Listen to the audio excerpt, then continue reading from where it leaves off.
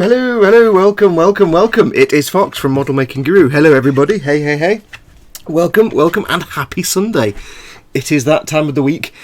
It is Warhammer Sunday. Yes, a few minutes late there, apologies for some last minute bits I had to do. But how is everybody? Welcome. You can all sit down now, standing for the national anthem. Right, so yes, hello, welcome everybody to Warhammer Sunday, as always. The time of the week when I'm working on my Warhammer army, and I sit down with you guys for 2 or 3 hours and just hang out and do some work, and you get to mess about and chat and hang out with each other.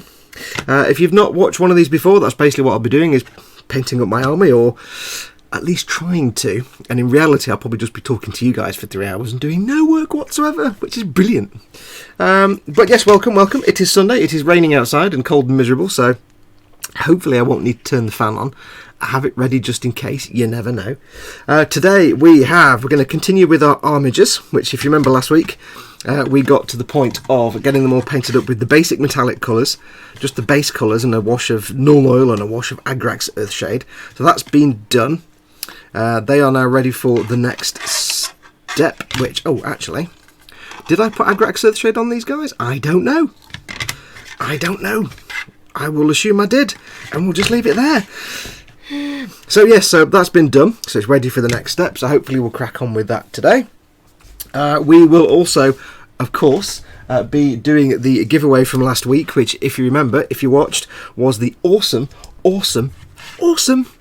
high, not the master grade, I don't know what they call them, high something HMM, high something model, I don't know, it's the very nice Godos kit, the Zoids Godos kit, huge box, which we'll be giving away. Now, if you haven't entered yet, all you had to do was put a comment on last week's video about dinosaurs. So I'm going to give you a chance. Obviously, we're not going to do it till later, but if you haven't entered yet, get your comment on last week's video, so you can be in the draw to win that Godos kit. And we'll find out as well what we're going to be giving away this week when we do the Wheel of Giveaways. Yes. Now, if you haven't watched one of these before, I'll do the quick intro blurb like I always do. I'm going to be working on my Warhammer army, my Warhammer 40k army, which is the unending forces of the Holy Contrivance. It is a Warhammer Imperial army based on the theme of the Principality of Xeon from the Mobile Suit Gundam universe. That's the theme. That's the theme for my army, the colour theme. I have so far done an Imperial Knight, which I've shown on my channel and on Facebook and on the Boom Hut. I'm working on my is it Arbiters then? No, it's not Halo. On my Armigers, I've got a Helverin and 2 of the Warglaves, or is it 1 Warglaive and 2? I don't know. 1 of one and 2 of the others. And we've got those. I also have a load of Tempestus Scions. I have a load of bog standard Astra Milliwatts dudes. I have some Space Marines. I've been working on my Space Marines a little bit yesterday. Just started on those. Just got the basic colours down. They're not Nurgle. Before you start panicking, they're not Nurgle. Grandpa Nurgle hasn't been involved. They're greens like Azaku, so you've got a light green and a dark green. And I've only just started on those, so it's just the basic colours are down so far. So I started on them. Had a little bit of free time yesterday when I finished getting all these 2 ready for today's show. So started on some Space Marines. I've got the both Primaris Marines. I've got some bog standard Marines, if I remember rightly. I've got some heavy weapons. I've got a Lehman Russ. I've got a Valkyrie to build up. I have a Taurox Prime as part of the Tempestus, start collecting the Tempestus Scions kit, so I've got to do that at some point. And I have just taken delivery of something from Forge World yesterday, so we'll have a look at that in a bit. But if you're not familiar with this show... Oh, hello, who was that? That was... Hang on, let me find out. Tony Blackwell says, Pika Pika, again, not very original. I know. Tony, thank you very much. That brings me nicely to the next bit I was going to talk about anyway. Thank you very much, Tony. If you've not watched one of these before, I'll do my stuff while you guys hang out and chat, and I'll hang out with you guys. As always, this channel is supported by you guys, so there are various ways you can support it. And we're playing a game at the minute. If you've not seen this before, there's a thing up here, it's a health bar. The black bit is the health that's already gone, and you'll see I've got 25,000 something health. That's my health bar. It's the boss battle health bar. Every time you do a like Tony did there, he did a tip, which is to the tip jar, which is streamlabs.com/model making guru. Or every time you do a super chat, if you go into the chat window, there's a little $sign down here in the chat window you can see. That does a super chat, so your question comes up in a big coloured box, and it also gives me an audio cue, so I know you've done a super chat and I don't miss your comment. You can do that. That will also take some of my health down. Or if you're not already subscribed, you can subscribe to this channel. That will take my health down. That will whittle my health down slowly but slowly. And if you're doing a super chat or a tip, the more you tip or super chat, the more money you put through, the bigger chunk of health comes off me. Why are you doing that? Because when my health gets to 0, whoever gets me to 0 becomes the stream boss, and that person will win a Warhammer kit of their choice, or something else. We can have that discussion. We say it every week. It's a Warhammer stream. Ideally, you're going to be winning a Warhammer kit, but if you want a perfect grade Gundam or something else, we can talk about it. If you remember last week, I said so far, because the money you raise from the super chat and the tips goes towards the budget for the prize, the money you've raised so far comes to about 200 quid. So that's a pretty good prize that you might be in line for if you get me down to 0. And then you're the stream boss, and everybody whittles your health down. And when your health gets to 0, whoever gets you to 0 takes over as stream boss, and they then win a model kit of their choice. And again, I will buy and send to them whatever kit they choose using the budget available, raised by you guys. So you're raising money to fund your own prizes, which you will then win. So keep going with the chats and the super tips and the chats and the super tips, the super chats and the tips and the subscriptions if you're not already subscribed. And you'll get my health down a bit more. What else have we got going on? It might be a bit better for me to chat in chat now, because instead of having to go over to my computer, which is behind me over there, I've got myself a little keyboard for the iPad. So I've got the iPad there. I've got a little keyboard here, so I can type my email address in chat. There you go. Let me just try it. So it's ted@emot. No, that's not right. Yes, if when we're doing this chat today, if you're in chat, I do depend on you asking me questions to give me stuff to talk about, and plus just hanging out. If you want to ask me a question, please do. Make sure to put your question in big fat capital letters, so I'll have a better chance of seeing it, because my head's going to be down here painting things today. So do put your question in big fat capital letters. If you can, do it as a super chat. Again, as I say, it puts it in a coloured box, and I get an audio cue to tell me that somebody's done a super chat, so I can know where I can miss your comment. But yeah, put it in big fat capital letters. If you're watching where you can't see the live chat, you need to be in live chat to win stickers. And today we've got some extra stickers, and I'll show you those in a minute. You need to be in live chat to win stickers and to hang out with those guys. So if you're watching somewhere that's not on YouTube, so say you're watching this on the Patreon page where I post up a link, or you're watching it linked from the Facebook page, just click on the YouTube symbol, which is in the bottom right hand corner of the page down here somewhere, behind the floaty chat box and the links. Be a little YouTube icon. Click on that, take you to the YouTube page, and there you can join in the live chat, which is great fun, so do come along. But yes, today I can join in the chat. If you can't get access to chat in any way, shape or form, you can of course send me an email. I shall put my email address in there now, modelmakingguru this is so cool, gmail.com. There we go. How cool is that? 20 quid from Tesco's that was. Well, no, not 20 quid, about 10 quid from Tesco's. I have actually ordered a white one, because this one's a bit hard to see. So there you go. So yes, if you can't get into chat and you want to send me a question, just pop it through to that email address. Don't forget, of course, when we do the giveaways for stickers later on, to save me coming up with questions like we do on the e-model stream, you are more than welcome to send me a question and answer that I can use as a sticker giveaway question. So if you want to do that, just pop it to the email address that I've just put in chat. I'll put it on the screen as well, because I can do that. There you go. modelmakingguru@gmail.com. If you want to send me a question answer there, please do. If I use your question answer, I will send you a sticker. So there you go. So do send me your question and answers. It just saves me coming up with questions. But if you want to ask me a normal question, feel free. So that's all the blurb out of the way. What are we going to be doing today? Well, like I said, we're going to play with the armigers if I get down to doing some work. One thing I do need to do... Oh, yes, I need to show you as well. We've got some new stickers today. We've obviously got the Model Making Guru stickers. I have no gross models or Team Inept stickers left, so it's just these two today, which it's just a reference. Somebody will get this. Somebody will get that. I know who'll get that. So we've got a couple of those. However, I did find, because I was doing a bit of a clear out today, well, a couple of days ago, actually, talking rubbish now, did a clear out and I found a big massive ammo sticker and an even bigger massive ammo sticker. And that's the old ammo logo. I think that's the new ammo logo. Anyway, I found these two. They're huge. So we'll put these in the prize fund, in the sticker fund tonight as well. One other little announcement. In terms of prizes for the wheel of giveaways, while I was doing a clear out, I also found the sprue, what's left of the sprue when I did my Imperial Skitter for E-models. It's the add-on, it's the tank parts, the Warhammer tank parts sprue, which is about 10 quid. I've not used a lot of the parts, I've used a chunk of the parts, but there's still some parts left. So I'm going to put that into the pile for all the giveaways. And I'll just lump it in with something else that's a giveaway prize that's, you know, maybe a bit insubstantial. So it's got a couple of the bolters and a bit of one of the commander figure and stuff like that. So a little bits and bobs. If you're making a vehicle, you've got some things you can stick on it there. So I'll put it in the pile rather than just throw it away. What else? Yes, I'm going to have a look at the chat now and see who's in chat. Let's get that bit done. Let me scroll up and down. So we have Tony Blackwell, who was in first. Hello, Tony. And Sprue Glue Addict, who never wins anything. He was in second. So he didn't even come first in chat, Sprue Glue. Oh! We have Dave from Butcher That Model is in. Hey, Dave. Nice to see you from the start. Ushax, do you know some tips for making the glossy finish shine like a mirror? We'll answer that in a minute. Daniel Stansfield is in. How pleasant. Just woke up from a stupidly hard night shift to the relaxing tones of Mr. Fox. Well, relaxing from now. When I do my opening spiel, I get a bit fast talking because I hate doing the opening spiel. I just want to get on with the show. Let's have a look. Nimsinderin is in. James Lorimore is in. Hey guys.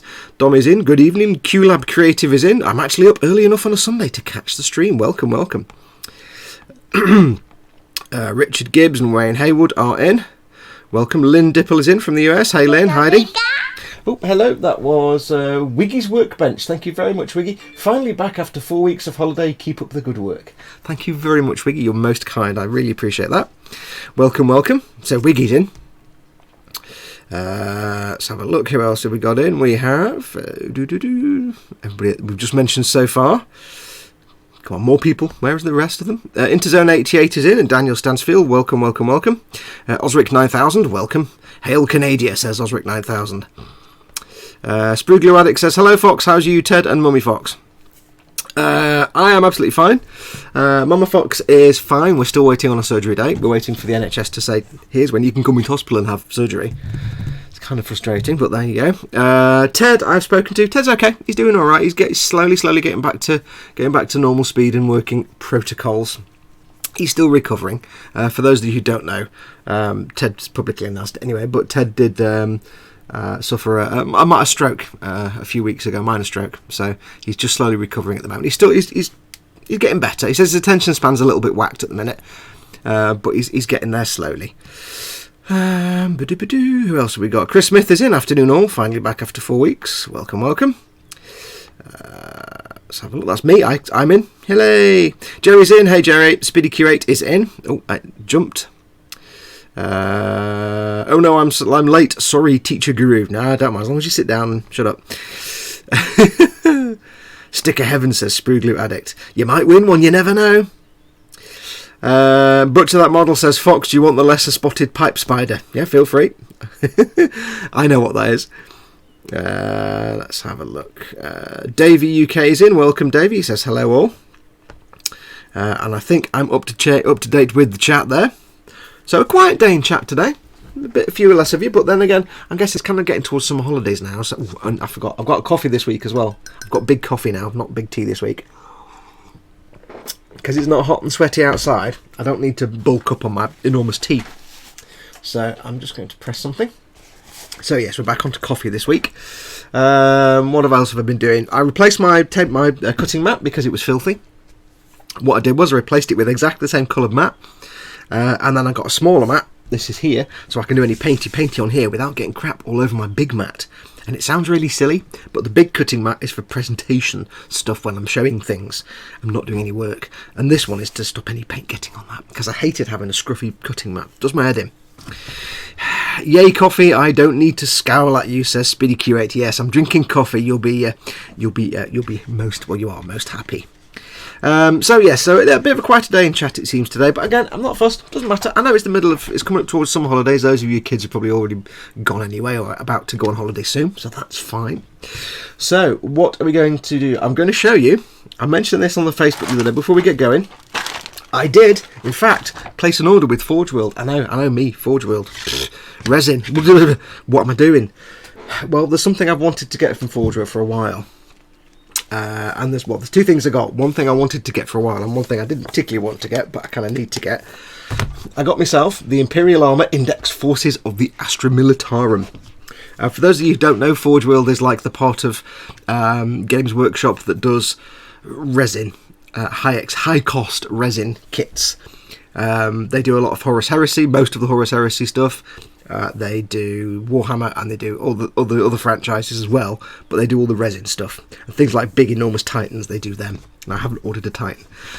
So I've got myself the Imperial Armour Index. This is basically, I've got the Codex for Astra Militarum. This is basically the additions to the Codex for gameplay. Oh, and there's a bit out for exposed. Let me change my brightness. Hang on. Where's my little widget? Let me change the brightness and all that there, because it's a bit overexposed. Hang on, that's not right. I want less of that. There we go. It's a bit better. I know it's out of focus. That's because I was not focused on that.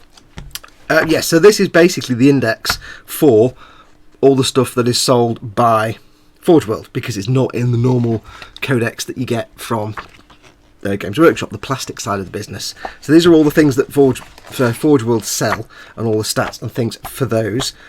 And there's a very good reason I wanted to get... Oh, it smells good. Oh, it's got that nice kind of softback book smell. There's a reason I wanted to get these, and that is because of something I want to get. I wanted to get myself some... Hang on, I just need to make sure I've got a receipt in there. I wanted to get myself some Death Court of Krieg. Yes, I've been wanting some for a while.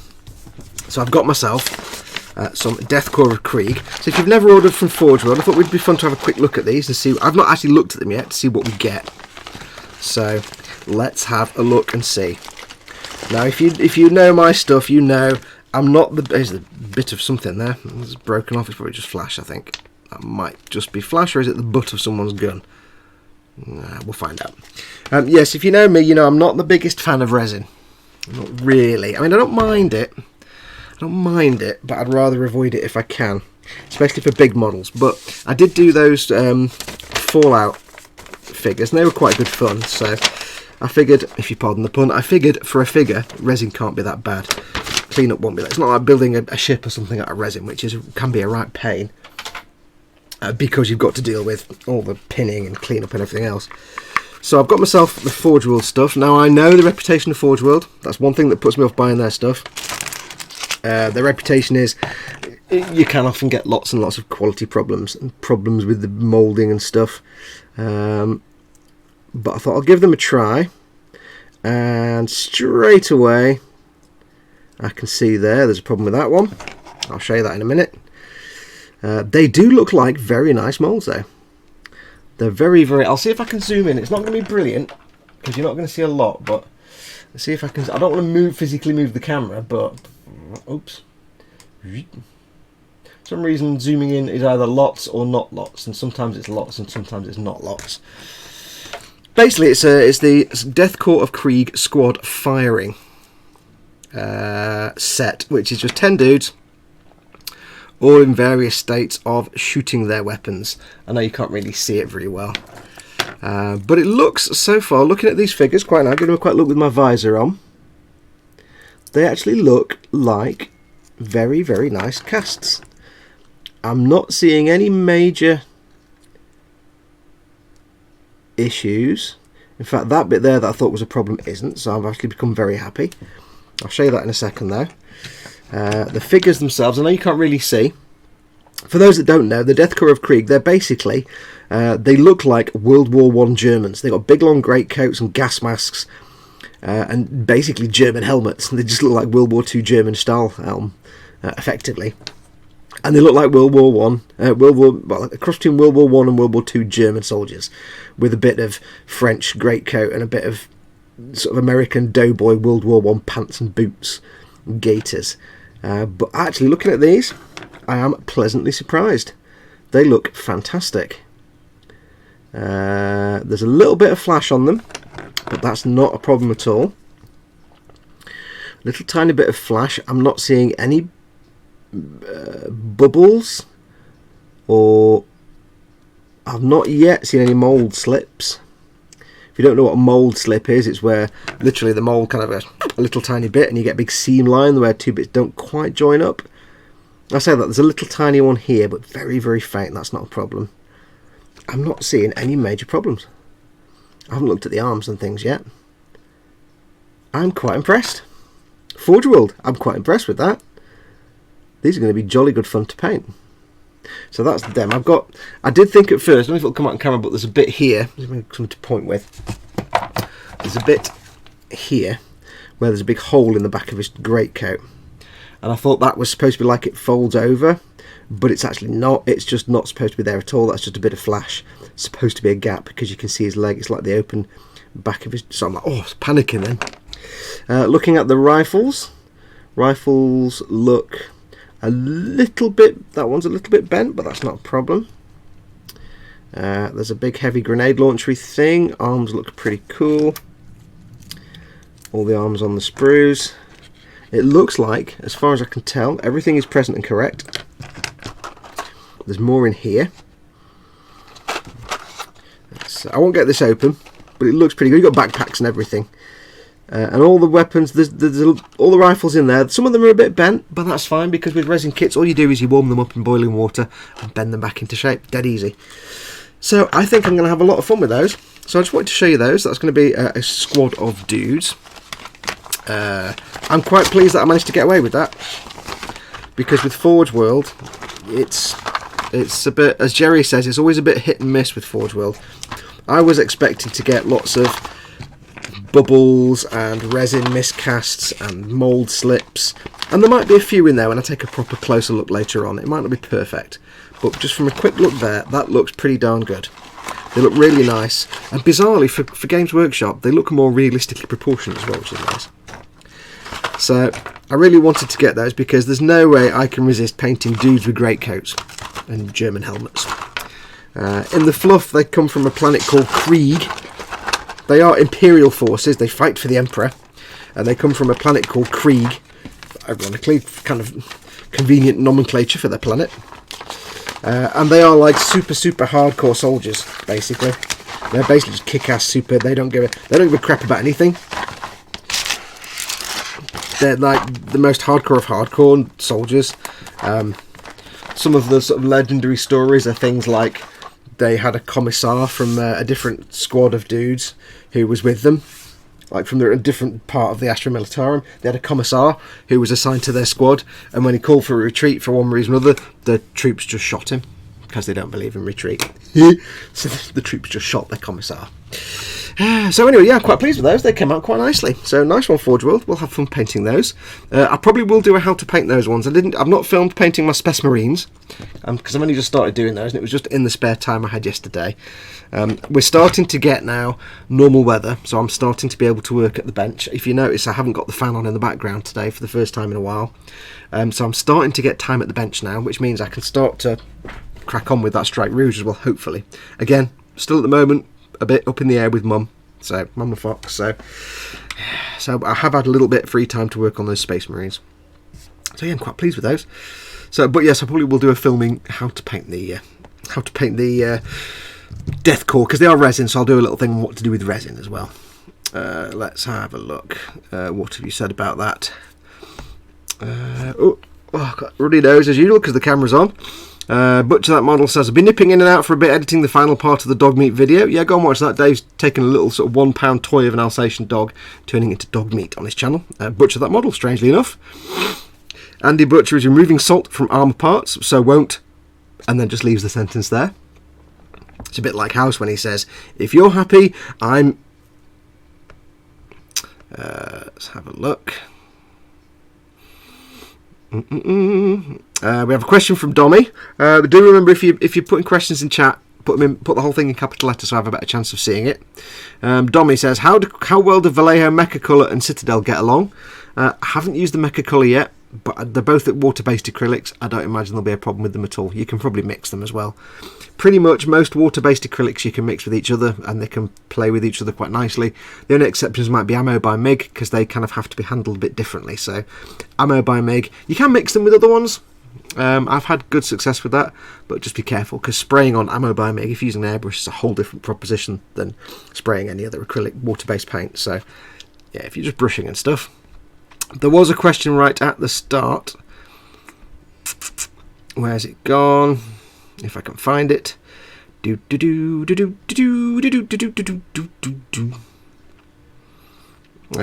asked the question at the start about getting shiny surfaces, can you post it again? Because I can't remember who asked the question. I can't find it now.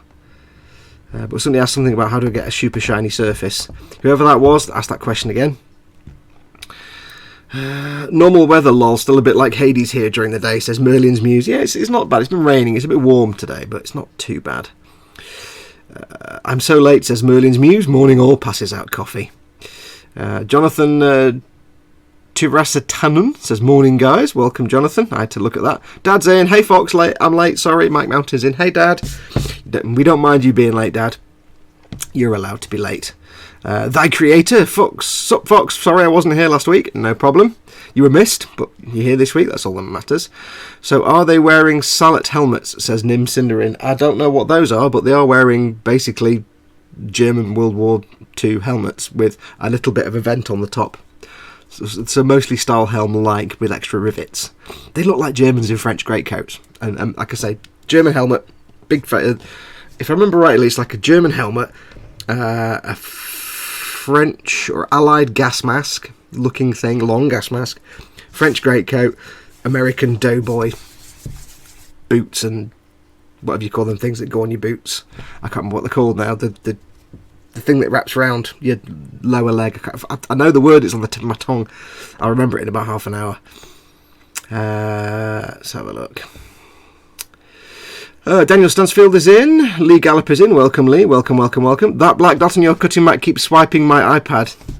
It's actually, I did say earlier on, I've got myself a little cutting mat on top of my big cutting mat, and it's actually in totally the wrong place. I put that down and then realised it was in totally the wrong place for where the camera is. So, yeah, I kind of shot myself in the foot there. So, never mind. I've just got to move me big coffee. Yeah, so that's a bit skew with, but never mind. Salet helmets are what the German World War II helmets are based off. Oh, I don't know. They just look like sort of cliche German World War II helmets. Just look up Deathcore of Krieg on the Forge World website. They look mint. They do look mint. Wiggy's Workbench says he's puttees. That's it. Says Butcher. That model puttees. Yeah, the stuff you wrap around your lower leg. Wiggy's Workbench has just got back from Greece and he's freezing, or she's freezing, whichever. Yeah. I've done that once. You come back from a hot tropical country and it's like, oh, it's minus 400 degrees, even when it's not. Puttees or spats or even gaiters. Gaiters, that's the other word I was looking for. That's it. You've all basically spelt puttees and gaiters wrong, but I'll let you all off. Oh, coffee. If I remember rightly, it is, and I'll spell it for you. I'll put them in chat for you. Puttees. Hang on, I need to be able to type, don't I? I just want an excuse to use my keyboard. Puttee, no, that's wrong. Puttees, or gaiters, I think, is that. I think that's gaiters. But see, you learn something every day. I'm here to teach and learn, and not to learn, to teach you all things, from spelling to making models. Right, so we've shown you the Kriegsmarine. The Kriegsmarine? No, the Deathcore of Krieg. Wow. Hello, Deathcore of Krieg. There's nothing else to show you. I shall crack on with a little bit of work, and then we'll crack on with the other things later on. So what are we doing today? Well, Mike Mounty says correct. Puttees and gaiters, yes. Puttees is a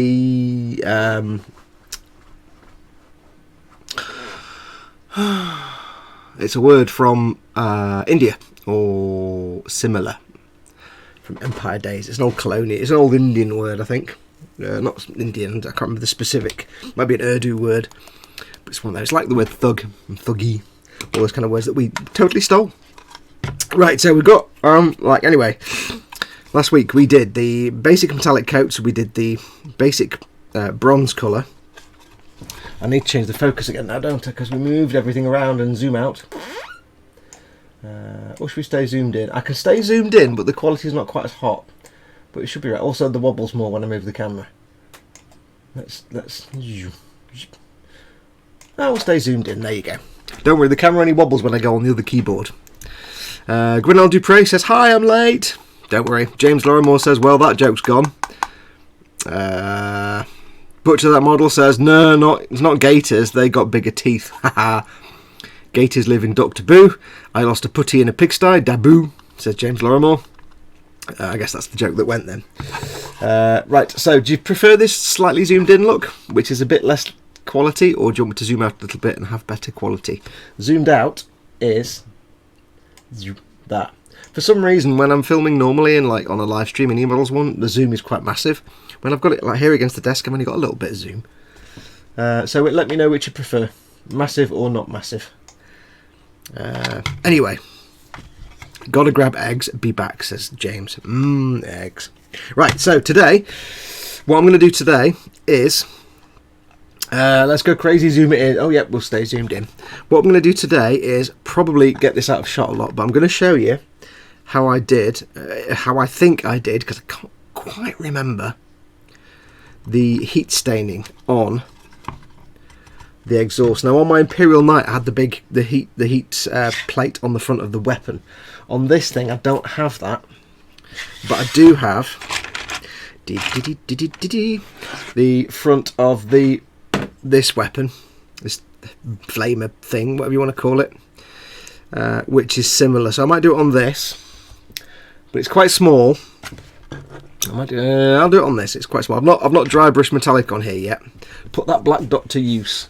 Get it there. There we go. So I might do it on this. So let me just adjust the focus. Hang on. There we go. So I've still got stuff I've not done the dry brushing on here, but I'll show you the technique I use. I'll do it on this and then I'll crack on with the rest of these. What I want to do is do a kind of heat staining effect. Now I don't necessarily want to do like you always see, where you get blue, brown, you get like a blue, then a purple, then a brown, or a brown, purple, blue, where people do that with inks and other paints. I want to do something a bit different. So what we've done is, this was painted with Balthazar Gold, then it's been given a wash of Agrax Earthshade, and the first thing I need to do is actually give it a second wash of Agrax Earthshade. So I need to get this out. Where's my little placing mat? Where is it? Where's my little mat for putting things on so I don't spill things? It's gone. Where is it? I've lost it. Oh, can't find it. Oh, and then I just have to make sure I don't spill things. First thing I need to do is put a bit more. Is get a decent brush, or a shade brush, or a brush. That'll do. A bit more Agrax Earthshade. So, Balthazar Gold, then one layer of Agrax Earthshade over that bit. Ignore the rest of the weapon. And now what I'm going to do is get some more Agrax Earthshade. Always give Agrax Earthshade a good shake, because if you don't shake it, it comes out gloss. And what I'm going to do is I'm going to put the Agrax Earthshade, I'm going to put more of it on the gun, but I'm going to dot it on like this, and I'm going to focus it towards the muzzle. So I'm not putting it on the whole thing, and I'm being pretty generous, but I'm putting it on the muzzle here. I'm going about halfway up. So let me get that on there. So that's about halfway up. So I'm just going to rinse my brush off. Now, you don't normally want to do this, but for the sake of television, I'm going to crack out the hairdryer. So give me 1 second, this will be noisy.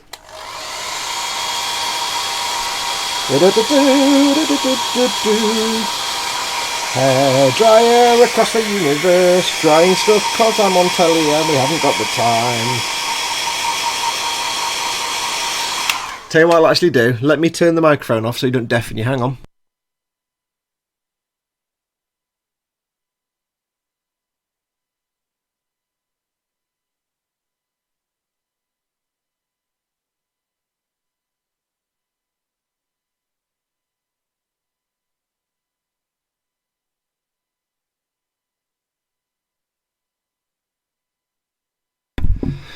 Then again, it does mean I'm just giving you a picture of the desk and nothing actually happening, and you'll get complete silence. So maybe not.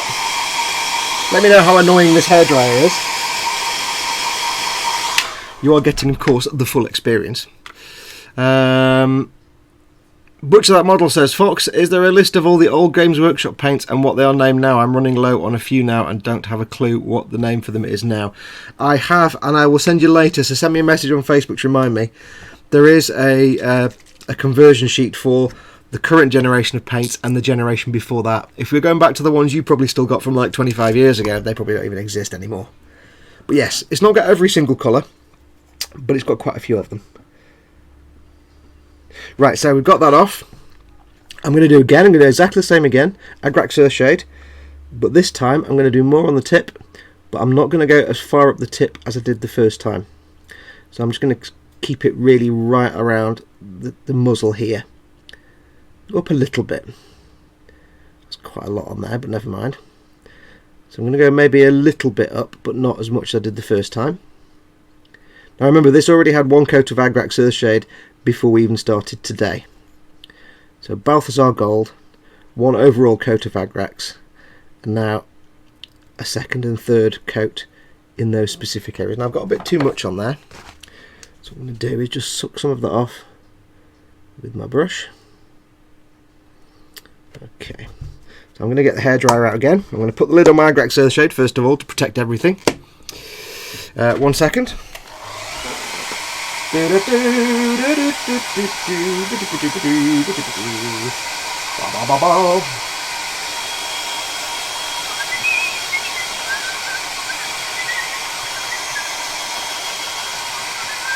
This is the boring bit. There's no way around this, really. It's not great for you to watch, but hey.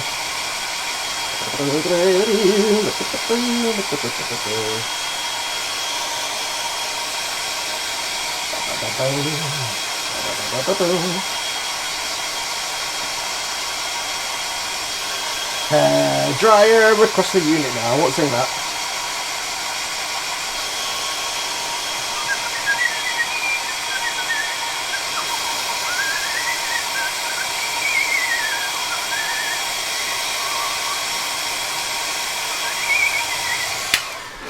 Right, it's not fully dry, but it's dry enough for the moment. So, we now have, and I don't know if it comes out on camera because you are quite far away, unfortunately.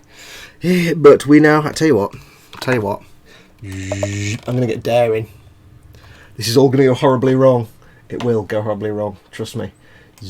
Let me just focus. There, right. There we go. I can zoom out a bit. Oh no, stay zoomed in. Right, so now it doesn't really come out on camera, but it is darker now towards this end. I'm going to do one more coat of the Agrax. You can do as many as you want. I will answer the questions in chat in a moment. I just need to get this bit done. You can do as many of these coats as you want. Some people do this with black, with the Nuln Oil, or just dry brush black paint on. You can do that as well, but I'm going for more of a burnt, heated copper effect. And there's several stages to this. And using black just looks like soot, whereas doing this way looks more like staining. Now, like I said before, it's not the traditional heat staining where you get the blue and the purple and everything else, which frankly I haven't got any inks to do that. I've got one ink, got brown, and I don't want to get the airbrush out. When I do my entire army, I'm going to do no airbrush, well, very little airbrush. Right, give me 1 second, dry this off.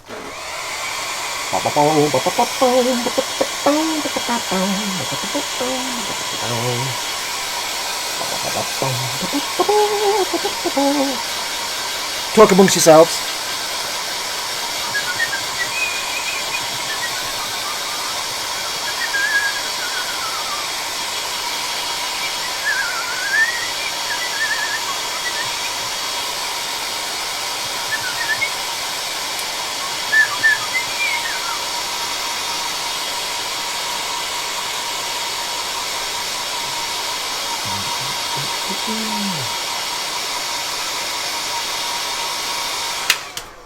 Right, I think that is... Oops. Okay, so that's getting to where I want it to be. So it's now, again, it doesn't really come out on camera too much, but it's got a very subtle, sort of browner, darker end this end. And there's a lot more to do on here, but we're going to put this to one side for the moment. because I need to have a look at what those questions were in chat. And also, this is where I can start to work on several bits at once. So, let's have a look what chat said. Don't forget to send Dave your own Games Workshop name, says Lynn. Yes, I always rename the paints with my own names, because mine are much more amusing. Let's have a look. Fox is actually blow drying his beard, says Lynn. Quite possibly. What a memory, says Mike Mountain. Fox, is there a list of that? Oh, yeah, there you go. With the Games Workshop paints, by the way, Dave, you don't need to worry about that if you've still got a collection of loads of old Games Workshop paints. If you haven't got any, doesn't matter. Just go off. If you've got a load of old paints, then that's brilliant. The less will be handy. If you've not got that many, or if you're just looking at, I used to paint this thing on this paint, what is it now? Then I can make life a lot easier for you. Don't worry about it. If it's just to buy new paints, don't think about it much. Get yourself the Citadel app. Yourself the Citadel paint app. It's fantastic. You can paint by colour. So you can say, I need to paint a green. I need to paint, I want to paint moss green. It tells you all the paints you need. The base coat, the shade, the layer, the edge highlight. And it gives you a little image so you can see what it looks like. So if you're looking at just trying to find a footing and saying, well, I want to paint something red and I know what I would have used in past, what am I using now? Don't think about it. Forget the old paints even existed. But if you've got a load of old ones, then yeah, I'll send you the list. So send me on Facebook and I'll send you a list. Fox, where did you buy your water pot from? The one with the black lid? That is the Games Workshop Citadel water pot. Designed specifically to not look like a cup, so you don't drink anything in it. It's just a simple plastic pot with a lid. The lids do hold the brushes, but I don't use that. But yeah, it's just the Citadel water pot. They do a very amusing advert for it on the Warhammer TV web YouTube channel. Fox, have you not finished styling that beard yet? God, talk about you love yourself. Yeah.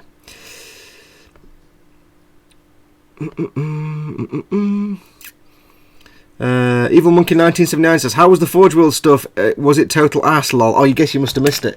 It was my Deathcore of Krieg, and it was actually very good. The figures all came out really nicely. I haven't found yet so far one air bubble or bit of Ming. The only thing I noticed, and I'll show you again, I know people have just seen this, but I had a bit of a panic because some of them had this on the back. This big gaping hole here, and I was like, oh guys, all gone wrong. Then I realised it's just flash because it's supposed to be an open trench coat. So yeah, no, they came out looking really nice. Beautiful sculpts, no massive air bubbles that I can find, no major problems. Everything looks mint. I've not been through everything that comes with it. Some of the rifles are a little bit bent, but they just need bending back again, so that's no biggie.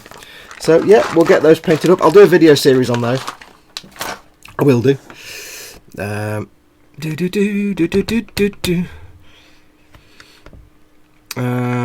Speedy Curate says it's a Games Workshop pot. That's the Citadel water pot. But if you know of any light finger primary school kids, bribe them to nick one from school. They're very similar. Yeah, they are. Festa 67 Workshop is in. Gordon, the wrong person. What am I 18? I said Gordon's alive then. Call blimey governor. It's calling from Festa 67's workshop. Alright, geezers, today we're going to paint some Warhammer.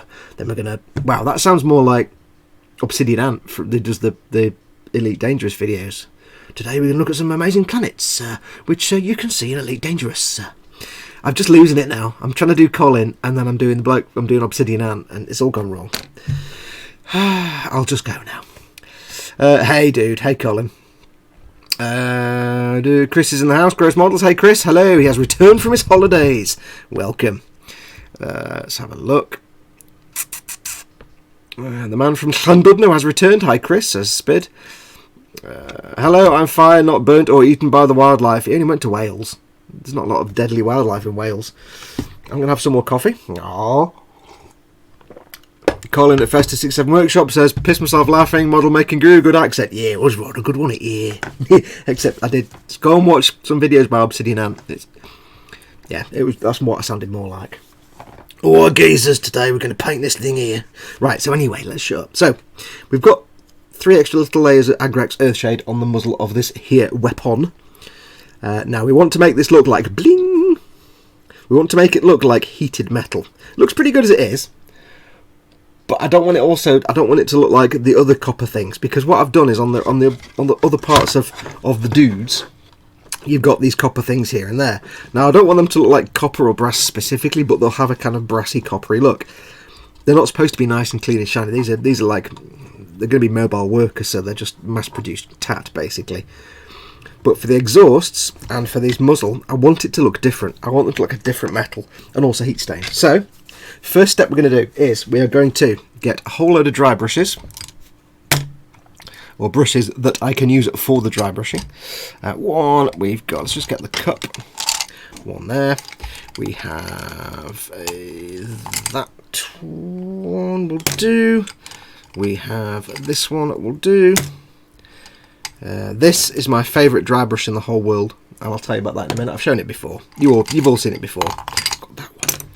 Right, and it's all going to be, like I said before, not going to use an airbrush for these. We've used rattle cans for primers, and I'm not going to use an airbrush for as much as I can avoid it. I'm not using an airbrush. I didn't use any airbrush on my Imperial Knight. So, how are we going to get a metallic effect on here just with brushes? Dead easy. First thing I'm going to do is we are going to find somewhere to put him. We're going to go back to the Balthazar Gold. Balthazar Gold. Balthazar. Don't know what that voice is. We are going to not use that piece of tissue because I've been using that to get coffee out of my face. It's all dry brushing here, folks. All dry brushing. Now I'm going to leave this brush to the end. This is my favoritist. James Chapman says, "Hey Fox." Hey James. Favoritist dry brush, because if you can see here, where's the camera? This bit here is soft and floppy. This half of the brush here is so caked in paint it doesn't even move.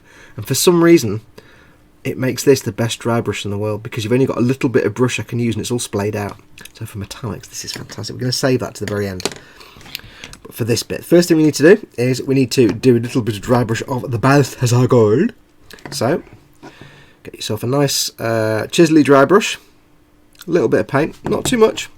You've seen dry brush before. We're going to get most of it off. It's a beautiful colour. Get most of that off. What we're going to do is we're going to dry brush on camera. We're going to dry brush, but with a metallic. I'm not doing a dry brush to get the edges. I'm doing a dry brush to get the flat surface. And I'm only going to go about 2/3 of the way down. Now, if you've ever tried dry brushing acrylics, non-metallic acrylics, and you've had bad experiences with it, don't worry. Everybody does. Dry brushing acrylics is really hard. However, metallic acrylics, for some reason, dry brush really nicely. They're my favourite things to dry brush are metallic acrylics. And what I've found is, if you want to get a nice, smooth metallic effect, and all you're doing is brushing, you've got no airbrush, no anything like that. I'm going to reload my brush. If you want to get a nice, smooth metallic effect, then instead of painting everything on, as much as you can, use dry brushing. And what you want is very fine, either specific dry brushing brushes like you get from Citadel, or dry brushing from the, I've got the Army painted dry brush there, or these are Dela Graduates angle shaders, they're called. They're not expensive, they come in different sizes. It's just, I can't explain it, but they seem to work very well. Get in there with your metallics, but dry brush them where you can, because what you'll find is that metallic paints, when dry brushed, are very, very forgiving. Now what I'm doing here is I'm trying to get it, I'm going towards the end, but I'm being very light near the bit that I painted with the Agrax Earthshade, because I want the dry brush at this end is really just to hit the edges. The dry brush at this end is to cover the whole flat area. I'm not worried about the recesses for the vents yet, they'll come back in a minute. So at this end, I'm really covering the flat areas. This end, I'm just trying to pick out the edges. So that's that bit first done. So there we've got this blend now from, you can't really see, you can't really see very well, but you've got a blend from the darker Agrax Earthshade coloured end here to the more shiny, glossy, bronzy Balthazar Gold colour. Remember when we first started doing this already had one layer of Agrax Earthshade, so it was already matte coloured, or sort of matte finished. I don't know if you'll see there's a bit of a twing to it now, but not so much shiny at this end. So that's that bit done. That's the Balthazar Gold. So I'm just going to rinse that brush off. Now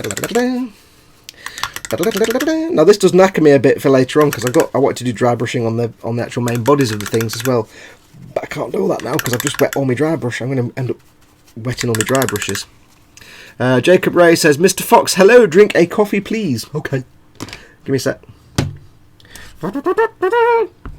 Coffee, I'm very zoomed in. Ready? Go.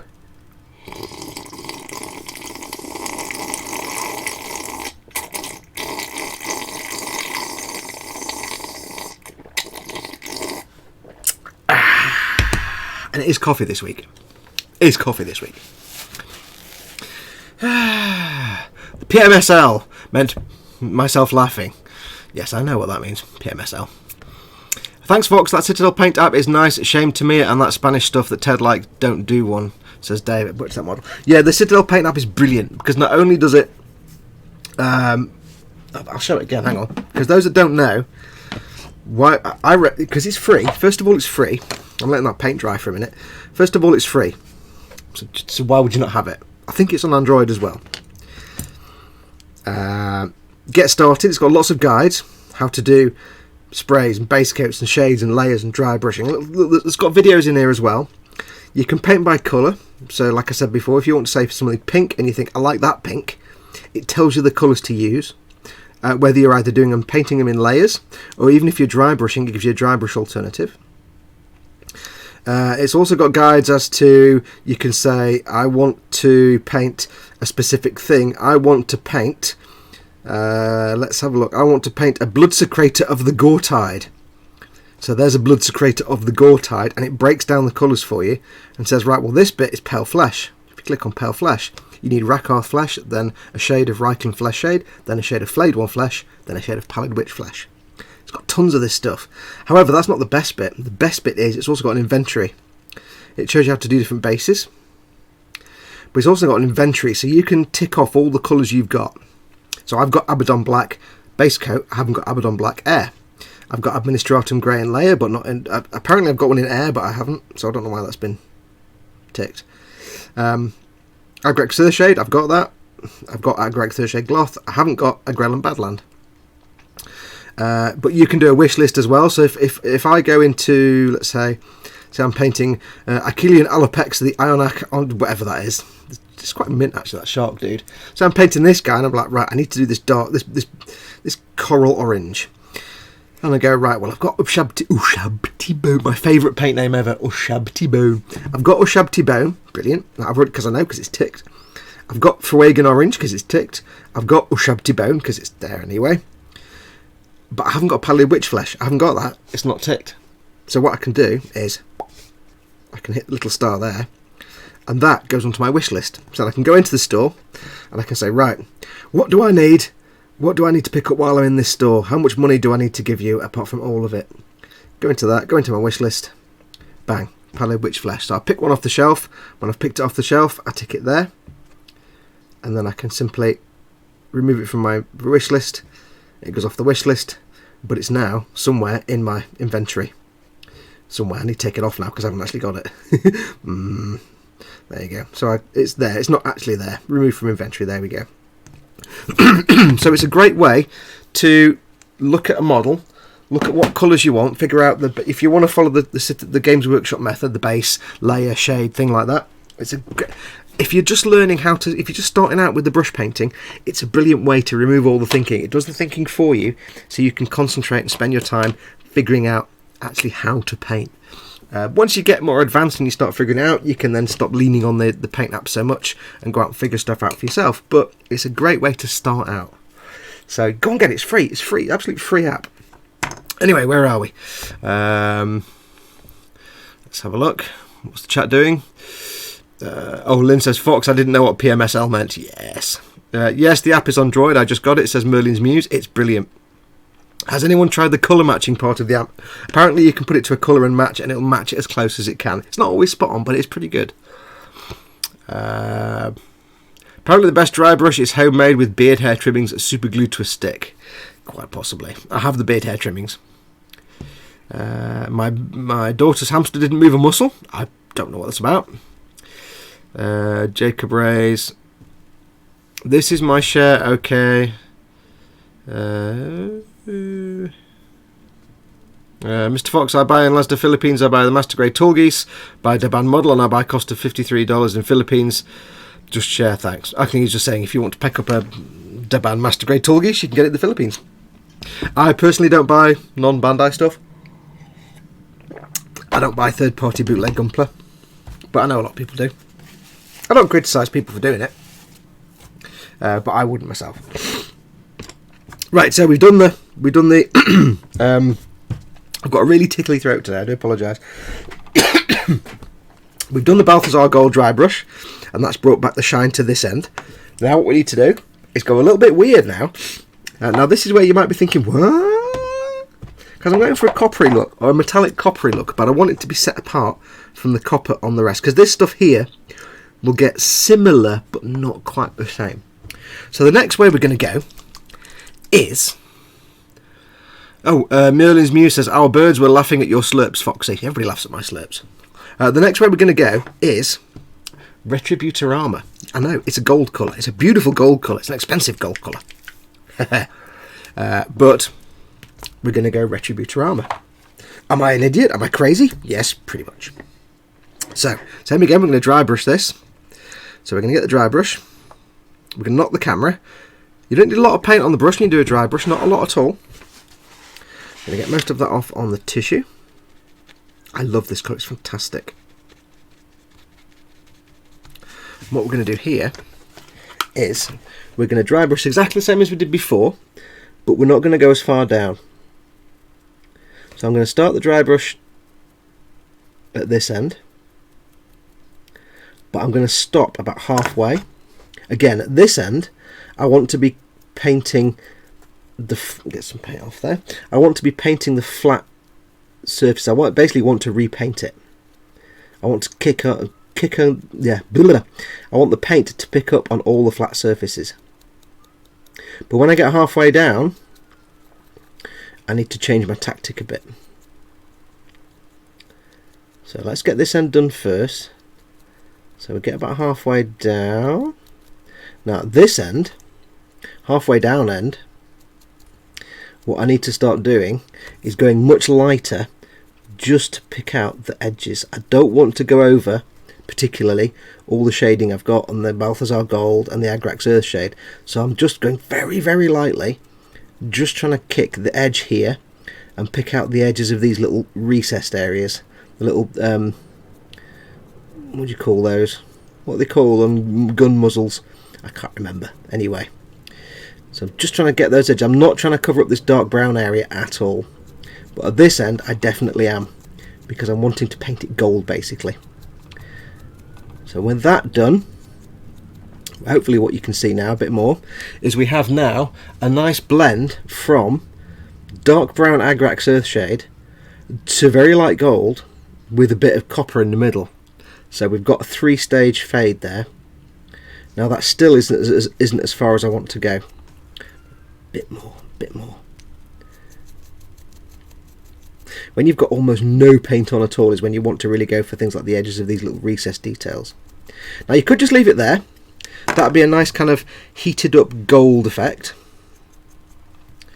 But there's one last step I want to do just to make it really pop. So we're going to get this brush clean. Jacob says it's raining because of a storm in the Philippines at the minute. We had some thunder and lightning here today, but not really a storm. It just kind of went thunder, brrr, and then it went away. So it wasn't very impressive, but it was nice. I had to go outside, and it was like lots of rain, so it was most pleasant. Right, so that's that bit. So the last step I need to do, and this is where this brush comes in. This is where this brush comes into its own, because this is my favourite. We're going to use for this, we're going to use a non-Citadel paint. I know what we're doing. I'm going to use one of my favourite paints of all time, which is the Vallejo metal colour Duraluminium. You've seen it before, the 77702 Duraluminium. This stuff is like liquid mercury. Now this is where I need my little bit of wood that I suddenly... There it is. This is what I do. Give it a shake.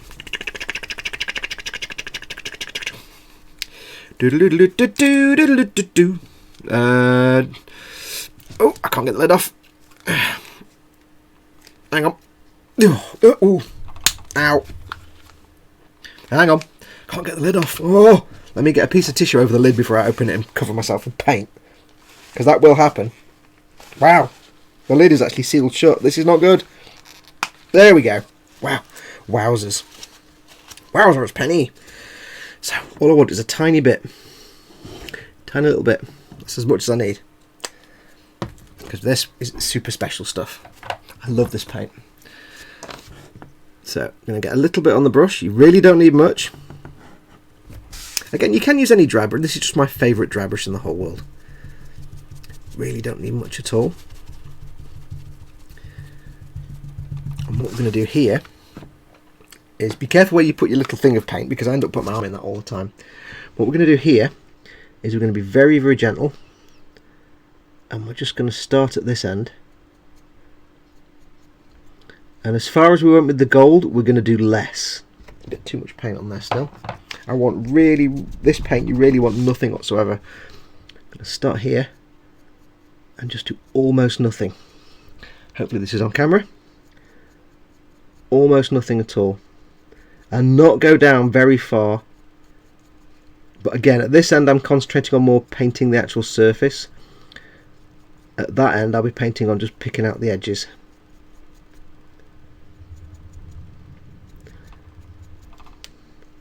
And it's really just a subtle touch at this end. It just makes it pop, and it's just something that the eye will see or register but not necessarily see straight away. This end I'm just going to pick the edge. Just thinking a bit more paint because I think I've run out of paint there already. Let's get a bit more. Little bit more.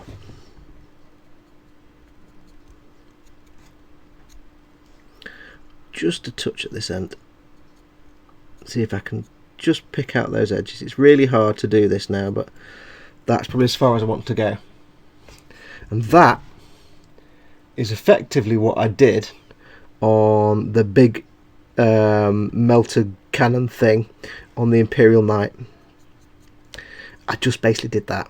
So what you end up with is you started off with a copper colour thing, same as this, but now you've got what is effectively a coppery coloured muzzle, or what looks like a gunmetal muzzle with heat staining at one end. And you could do less of the silver here if you wanted to. You could do a lot less and have it a more coppery colour still. But you still basically got from the dark brown, dull, flat, matte end going through the copper colours and up to the silver.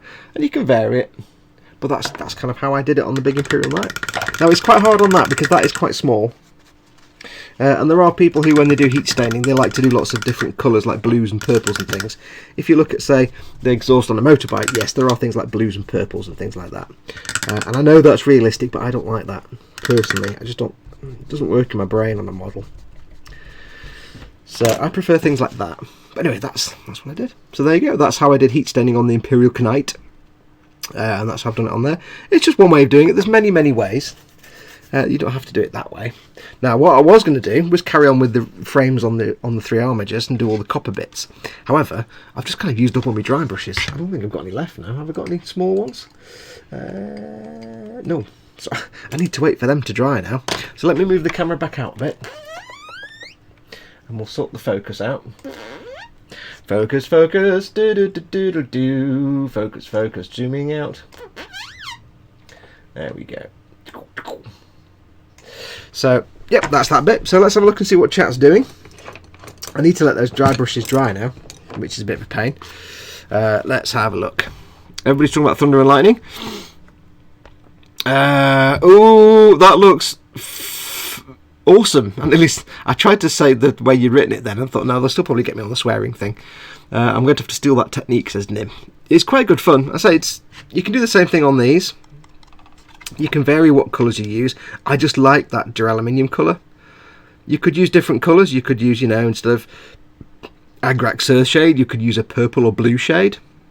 That will give you kind of more bluey effect. Or you could start by doing a blue shade here, halfway up, and then do Agrax Earth shade just at the tip, and then you'd have basically going from Agrax Earth shade to a blue or purple colour, and then to your metals. You just have to do exactly the same as we've done here, but before you do the Agrax Earth shade, do a blue shade of some sort. Or start with a bluer colour or something like that. Mr. Fox, before I sleep, please drink a coffee. I think we've done that, haven't we? Have we? Mr. Sprugly says, Mr. Fox, I hope your cough doesn't mean you've given in to the cravings for nicotine. Hang on, coffee. Nope, not been smoking. Not smoked for like, what, 4 or 5 weeks now. No cravings at all, just stopped. Let's have a look. I know Andy's tricking it down. I need to look at my pox walker, says Jerry. Yeah, there's nothing worse than when it's raining and you've got loads of spraying to do. You can't get the airbrush out. So you're kind of like, oh, I need to go and do rattle canning and it's raining and arse. Always raining when you need to do rattle canning.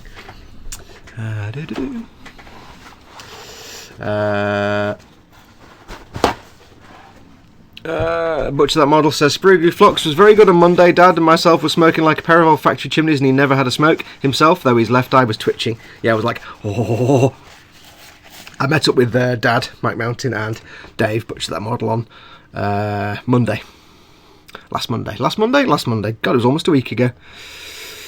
I try not to airbrush inside. I don't know what paint fumes would do to my Sweetie, which is Lynn's little birdie. Yeah, if you've got animals in the house, if you are spray, I mean, if you're going to spray indoors with an airbrush, don't ever spray with the rattle can indoors. It's the worst thing you can do because you'll just make the whole house stink. If you live in a house on your own, you could do, but you're still going to be breathing in the rattle can fumes for hours. So don't really do rattle cans indoors. If you share a house with somebody else or you've got animals and pets, don't do a rattle can at all. If you want to do an airbrush, you have a spray booth or at least have an open window so anything from the airbrush can go out the open window. Because even if you just do a little bit of airbrushing, you're still going to be breathing in paint fumes. So you want it to get it out there.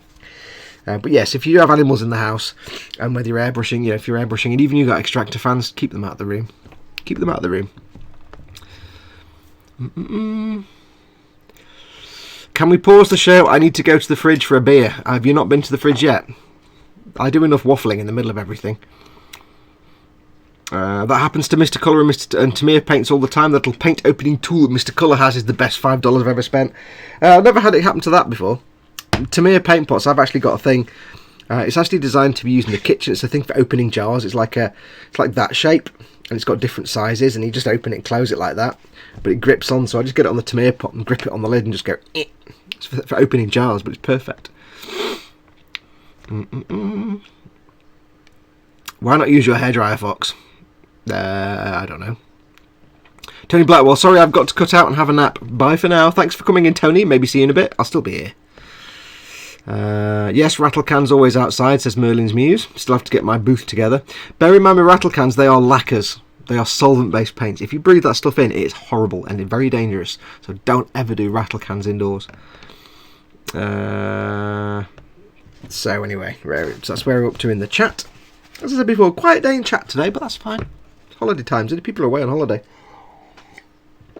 Let's have a look. So, we've done that little tiny bit of work. Yeah, I need to let those brushes dry now, so I can't really start anything else on the frames. What we can start doing is painting the bodywork.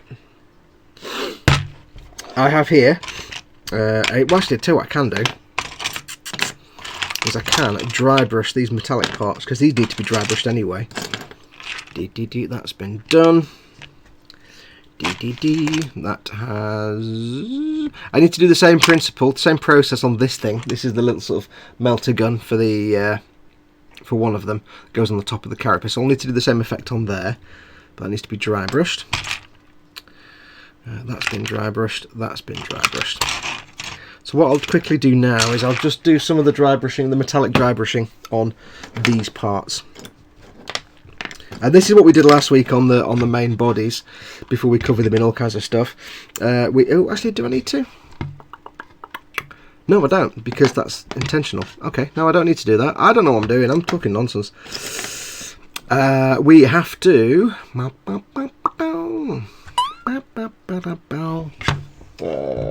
have a look. Somebody just did something. Emil Puraganan has subscribed. Took a little bit of health off. Thank you very much. For some reason my computer didn't make a noise, but I just heard my speakers click. So welcome. Thank you for subscribing. Dommy says, well, sleepy times. Well, thanks for coming, Dommy. Welcome. Thank you very much for joining us. You can catch up with the rest of the show. Don't forget there'll be the giveaways later on. You'll miss those, but do stay tuned to see if you commented on last week's video. Do come back in later on and watch to see whether you won the Godos kit and to see what next week's prize is. So don't forget to come back. What can I do? Okay, right. What we're going to do is. So I'm all 6s and 7s now because I don't really know what to do.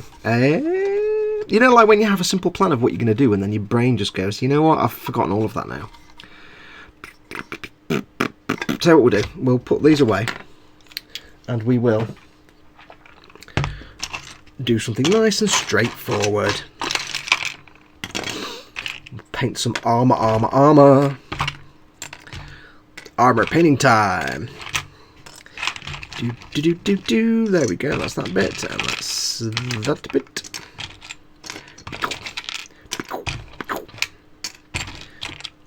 So we've got little bits here. Now these have all been primed in Chaos Black.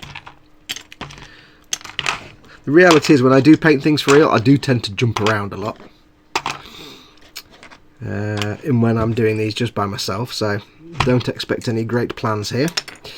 Jonathan Tirastanon says, oh balls, completely forgot to comment. We'll go and do it now. We're not doing the draw yet. You've got time till I do the draw. I didn't say that out loud, did I? Oh, I must have done.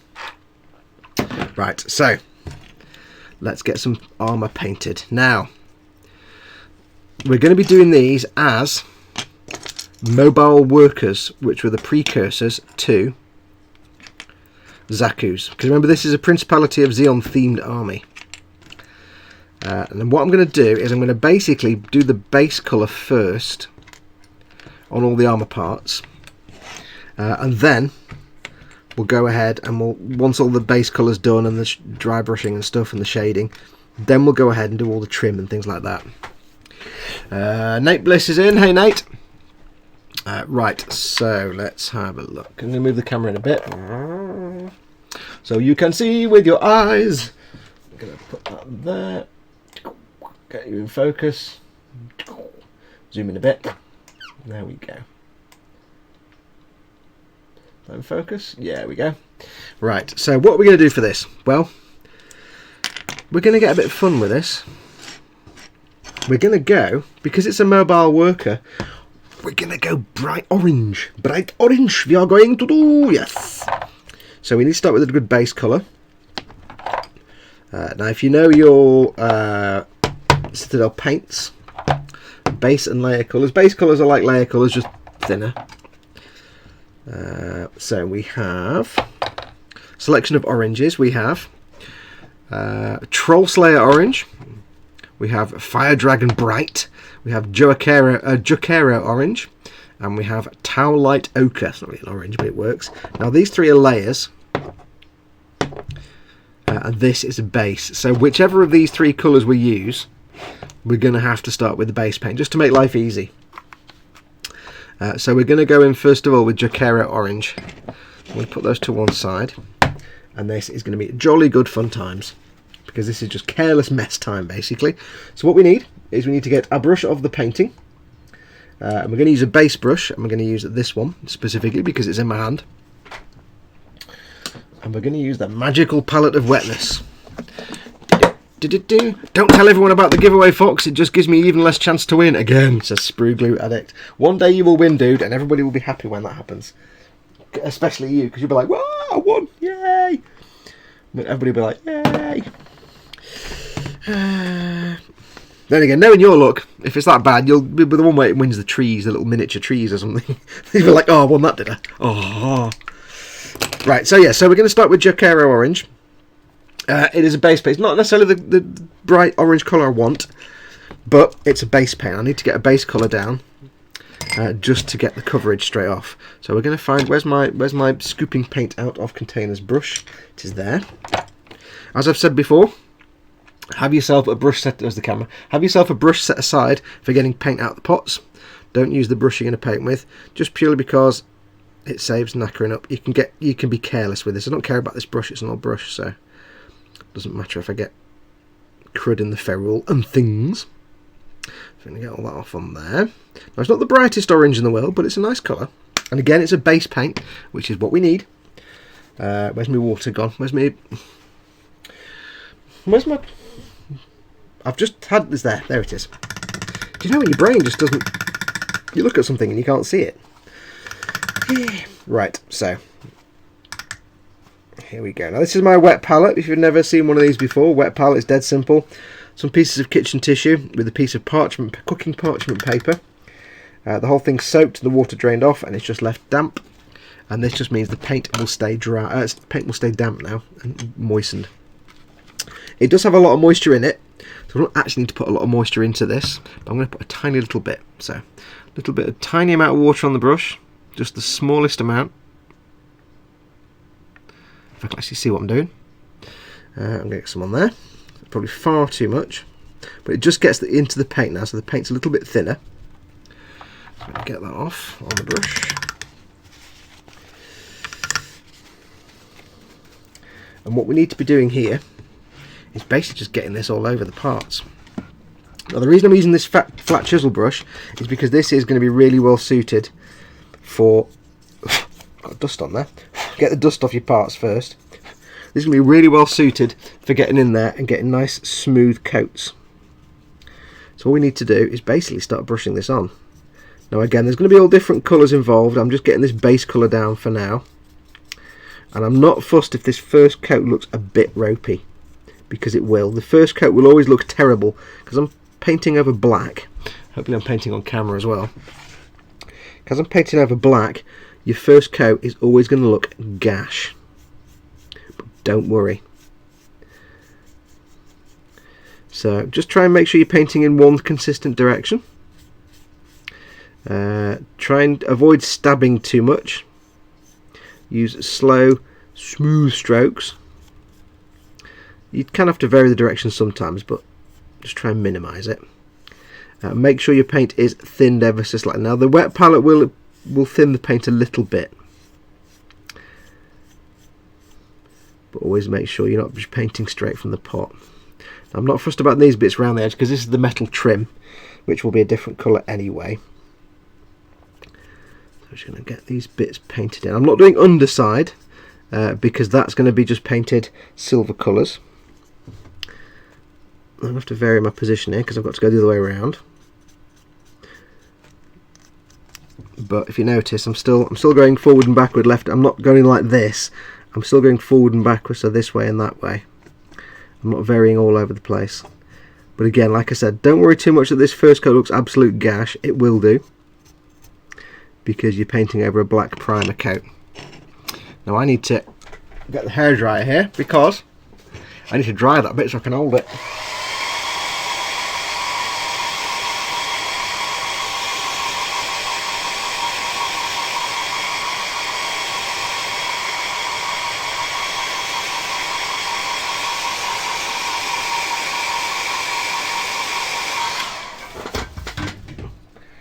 So I've got something to hold on to.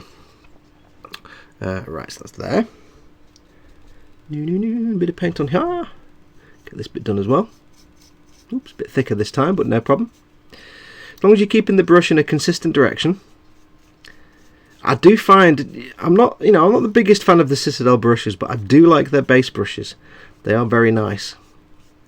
So try and stay in a consistent direction. This one, I'm going this way rather than that way like I did the other one. It doesn't really matter as long as the bit you're painting is all consistent. So if there are any brush strokes, they're all kind of in the same rough direction. So that's that bit done. I'll do the other one. We'll do two at once. So by the time that one's done, that one's dry, this one's done. Put that there. And we're going to do this one. It's not very exciting watching me paint, but it's better than me just talking. Now obviously while I'm doing this I'm not actually looking at chat, so apologies if you're asking lots of questions. If you're watching this, I'll do my blurb as usual. If you're watching this and you don't have access to the live chat, you can see the chat here on the screen. Where is it? It's there. It is actually live chat on YouTube, and you're more than welcome to join in. I do strongly encourage it because we'll be doing sticker giveaways in a bit, where you can win stickers and things. Plus we just hang out and have a good time. we have a jolly good laugh with the people in chat, and everybody hangs out. And while I'm doing these bits and painting and I can't be paying attention to what's happening in chat, people in chat are just talking to each other. So do come along and hang out. If you're watching somewhere other than YouTube, just click the small YouTube icon in the bottom right hand corner of the YouTube player, the video player. Oh, I've got an itch. And that will magically transport you to the YouTube page where this video is. Right, let me hairdryer that, 1 second. Ooh.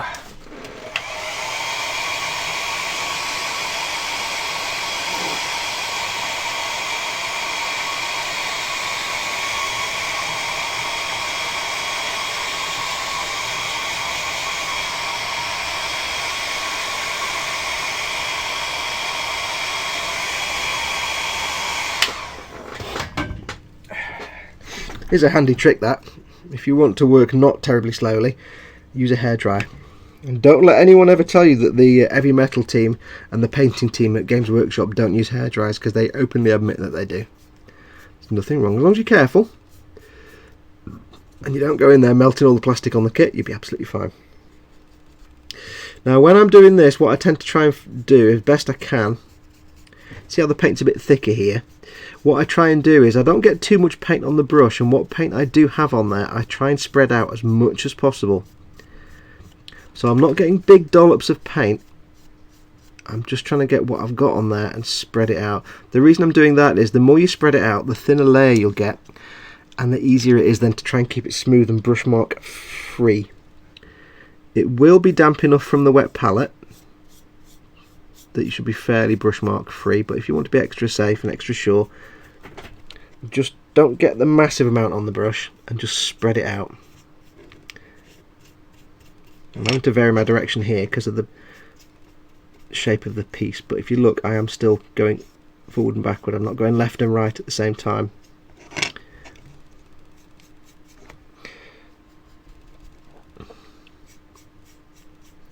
And I've not added any more water to the wet palette. I'm just using the moisture that's in the wet palette and that little bit that I put in at first, just to thin the paint enough to be brushable like this.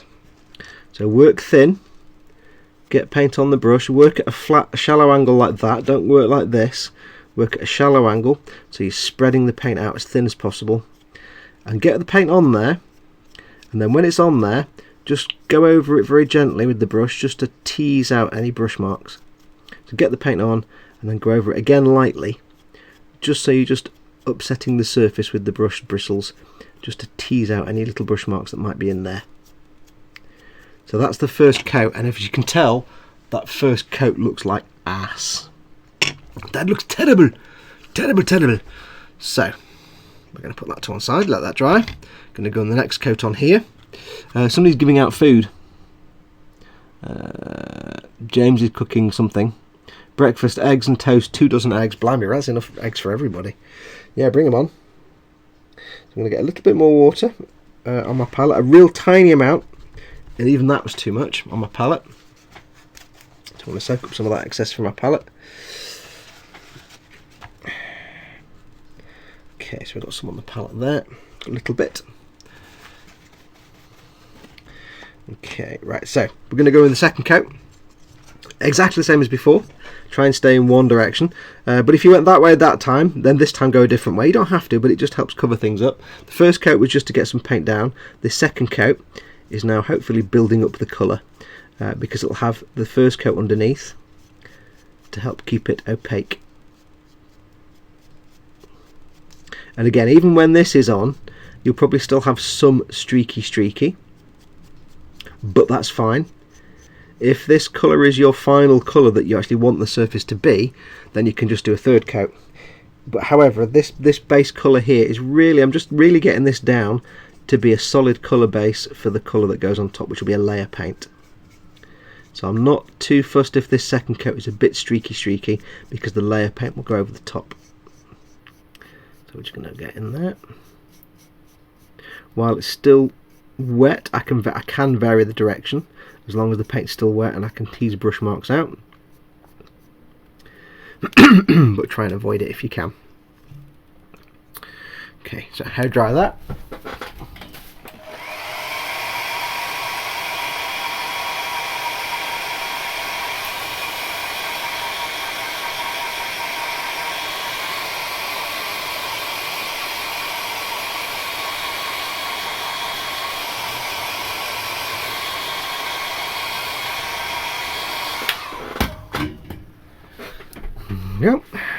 I'm thinking now, actually, this orange colour, it's actually, it does kind of work for me. It's kind of mobile worker colour.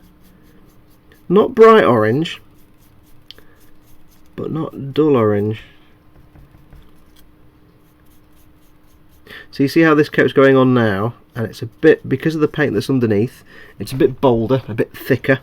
Not thicker, but you know, a bit more opaque.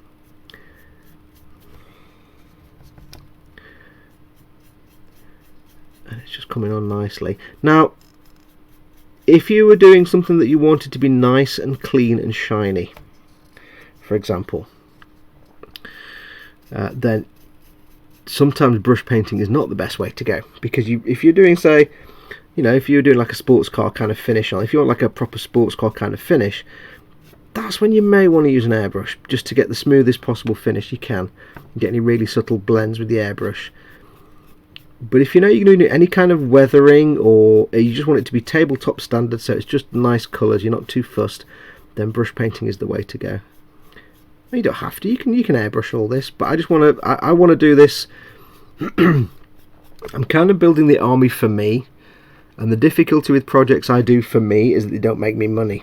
They don't contribute towards my income, so they're kind of a luxury for me. So, and it's really just for me to have something so I can go and play the game. Because I'm not going to be selling these pieces, so I'm not doing the best job in the world on these. I'm not doing like a level 5 museum quality paint job. I'm getting them looking good on the table, and that's all I need. Okay, so they always look a bit ropey at this stage anyway, which is fine. Okay, so that is there. We'll get the edge done. You're not going to see that edge anyway. That's going to be metallic. Yeah, we're going to paint under here metallic colours. So I'm just making sure none of these edges are anything that you're going to have to paint orange now, and it's like not, because all these are metallic colours. This bit's metallic, and that edge there is hidden anyway, so I don't need to paint that. Second coat on there. Let's get our second coat on here done. Yes, I'm thinking now, I don't know whether I need to use one of the other colours at all. I might get away with just this, in which case 3 coats of this might be called for. Maybe. Maybe. We shall see. So let's get this down.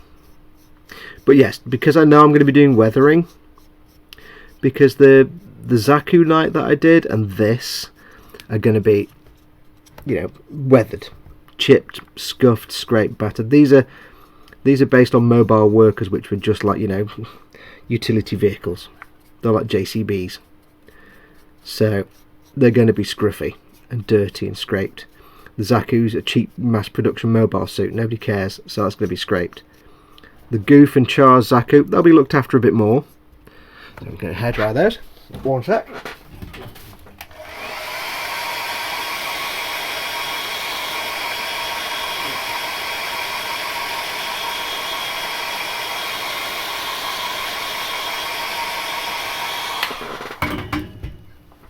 Yeah, so they won't be as heavily weathered. So Char's, I don't know. I mean, Char's I may end up having to do airbrushing anyway. I don't know yet, because that's going to be nice and neat and tidy. But we'll see. If I can avoid doing the airbrush, purely out of laziness, because I actually really do enjoy, because these are being done for me, and it's my little break from the daily stuff, is doing stuff for me. I enjoy brush painting. It's more relaxing, so we'll see. Yeah, I'm quite liking this Jacquera orange. Now I know I'm ignoring you in chat, so I do apologise. But to give you stuff to talk about, talk amongst yourselves. How is everybody? What have you got on your benches at the moment? What are you guys working on right now? And how is that project going? Tell me. As you know, for this, Warhammer is my weekend is my Warhammer time. So this weekend I've just been, because I've been able to get on the bench, I've been working on those Primaris Marines, whatever you want to pronounce it. But I didn't get a chance to do anything this week, during the week. and I probably won't during next week, possibly, because we're still waiting to hear about Mama Fox's surgery, so, and that could be at the drop of a hat, so I can't really start anything too involved on the off chance I suddenly have to start. And what I need to do is get started on the Strike Rouge Otori for Jordan, but I can't risk start, because it'll be a filmed build. I can't really start that and be halfway through filming it when suddenly we get the call to go, so it's a bit of a pain in the bum. Okay, so that's that. This is quite a translucent colour, so will be 3-coat job, I think. Okay, so let's do a 3rd coat. What I'm going to do first though is just clean my brush off. Whenever you're painting with any acrylic colours, even if you're only halfway through the paint, every now and then just give your brush a clean off, just to get out any excess dried paint that's in there, because what you'll find is you do get little bits of paint that dry up in the bristles. They're removed when you clean at the end, but you'll still get bits of paint in there, and that will affect the quality of your brush, your paint, as it goes on, because it gives you a rough texture. Now what I'm going to do is actually swatch up to a different brush for this. Have I got a bigger brush? Yeah. I'm going to go for a bigger base brush because this is taking too long. I'm going to get some more paint, because this is the hopefully the final coat of this on these parts. I've still got to do all the other bits of armour, but I just wanted to show you these bits first before we go into all the giveaways and things.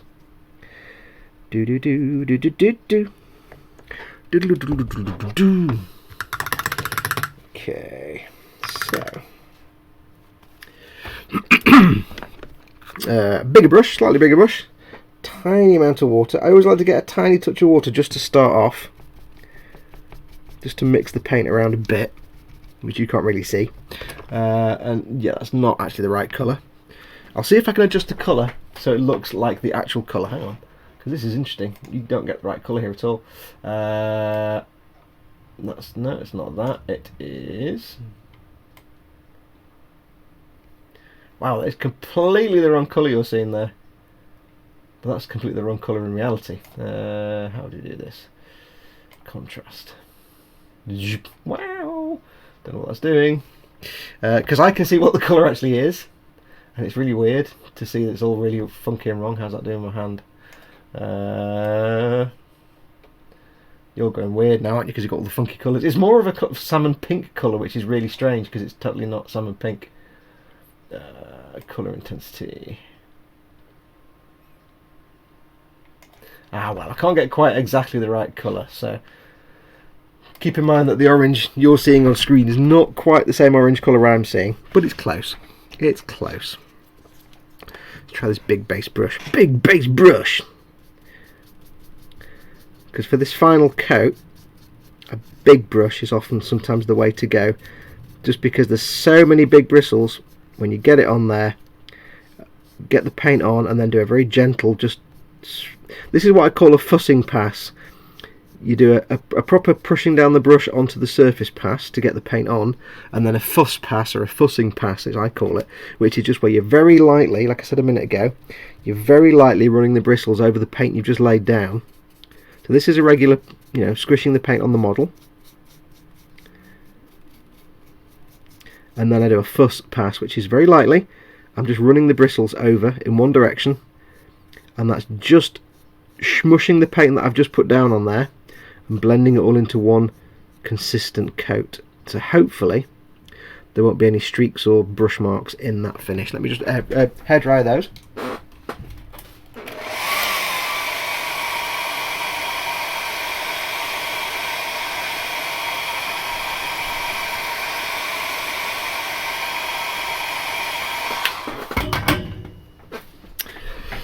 Do this bit, and this is my trick to getting a smooth brush finish, because whenever you're painting anything by brush, the bigger brush you use, the less risk there is of getting loads of ugly brush marks and things in it. You still want to use a fine brush, that still comes into it, but it's like when you're painting tiny details on a figure. If you use a slightly bigger brush than you think you need, you'll have a much better time of it. But some of it is kind of instinctual. You just kind of get to learn the feel of the paint and the feel of the brush going through the paint. Like now I know I can do a fuss pass. I can just fuss over it with the brush very lightly and just tease out any little ridges and anything like that with the brush. You're just basically smoothing it down, taking out any ridges and plateaus and leveling them all out. But it's one of those things that's hard to explain because it's something you just learn to do by feel over time. You get to understand the paint, and this is why people say to me, why do you use Citadel paints? Why do you not use other paints? And it's like, well, right now it's because I've been using them long enough now that I kind of have a feel for them, and I kind of know what I'm doing with them for the most part, so I can get the paint on there and then know when I can do, say, the fuss pass, or I know when I can, which colours I can go in heavy and which ones I need to go in soft. You just kind of get an instinctive feeling, and you do get that for any paint, but sometimes it's a question of, do I really want to start learning that with a whole new paint when I've got a whole mess of, say, Citadel paints to play with, or Vallejo game colours that I've got to play with. And it's the same reason as to why people say, well, have you used this paint or that paint, or why haven't you used other paints as well? It's like, well, there's only so much money that I have, and there's only so much space I've got for lots of different paints. So I will, if I've got a ton of Citadel paints and Vallejo paints, I'm going to use those paints until I run out, and then I'll try something else. So, but it's just about learning a paint. You learn the feel of it. I'll learn how it works, and I'm comfortable now that I can, not every single time, but I can figure out how to get good effects, how to make the paint work for me. So there you go. That's a nice, reasonably smooth coat. Now there will be weathering that goes on top of this, so I'm not too fussed if there's the occasional little brush mark. It's not the end of the world. It doesn't have to be absolutely perfect, because there is weathering to go on top, and decals and a gloss coat and everything else. And do keep in mind, it's not worth busting a gut over the absolute perfect. If you're brush painting, don't use up every ounce of energy trying to get an airbrush finish when you're brush painting, because as soon as you put things like weathering and a gloss coat and decal and another gloss coat and then more weathering and then a matte coat, you've already covered up any imperfections anyway. Because trust me, any little tiny little brush marks or anything like that in the paint finish at this stage, the moment you hit this with a gloss coat, they'll vanish, they'll fill in, or a matte coat, they'll just go away. So don't worry too much. Don't bust a gut trying to get an airbrush quality finish. Do try and get a nice quality finish. Try and minimise the amount of brush marks, but don't lose sleep over it. Hair dry it.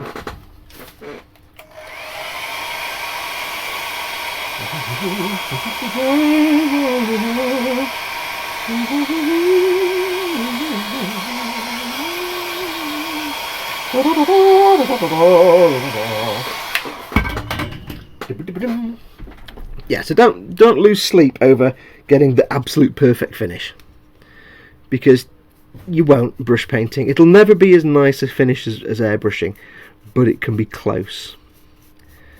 But like I was saying, if you're trying to make something that isn't weathered, then you might want to airbrush, or at least do your best to get smooth finish. Like if you're building, say, an Imperial Knight, but you want it to look like the proper Citadel Games Workshop, not really any weathering, but you want a nice clean finish with some edge highlighting, you're still brush painting it, just take your time.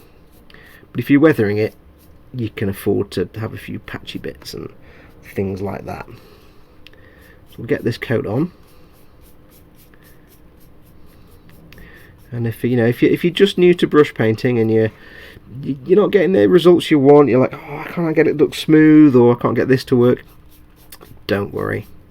It just takes practice. Just takes practice. Bear in mind, I've only been brush painting as long as I've been doing Warhammer stuff, which is about 1.5 years.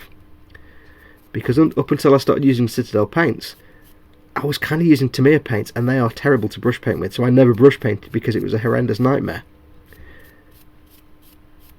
As soon as I got myself some Citadels and started doing this, it was like, oh, brush painting's actually fun. I enjoy it, and I actually enjoy it more than anything else. So don't worry too much. Takes a little bit of time to get used to the paint, to get used to how to use the brushes, and to get used to not to how to learn how to control them, but just to learn what you can do and what effect the things you do has. What if I brush harder? What if I brush softer? There'll be times when I know I can go with the brush and just slap paint on really aggressively, and it'll come out a certain way. Right, so that's done. That's those two done. What I shall do is we shall stop that bit there, give this brush a rinse, because it's time to do some giveaways in a minute. So we'll take a breather. I'll just give this brush a bit of a squidgy rinse. Now you notice I haven't fussed about the metal trim parts or anything else yet. Don't care about those right now. The order of business for painting all this will be to get the base colours down. So these base colour oranges. Get any dry brushing, shading or anything else done. So all the orange areas are done and dusted. Then we go in with anything else. Because when it gets to the point of like dry brushing these, after shading them, I don't want to be dry brushing but worrying about getting paint on other parts. So think logically about your order of paint. If I just paint the orange colour first, I can do all the dry brushing and without worrying about getting it on other parts. Sprue Glue Addict says, are E-models any close to stocking Citadel paints? I would suspect not at the moment. Bit of inside baseball. I have asked them a number of times, are they going to stock Warhammer stuff? And they have actually had conversations with Games Workshop and distributors and stuff about stocking it. They have distributors who are keen for them to sell that stuff, but it's just a question of space right now. They don't have the space in the warehouse to stock anything like that. There were plans at one point to maybe move to bigger premises, in which case, woohoo, brilliant. So it's something they know and something they actually want to do themselves. It's just a question of they don't have the space for all the stock. Right, so let me have a quick look at the chat, see what I've missed. Apart from my runny nose. Where are we? Do.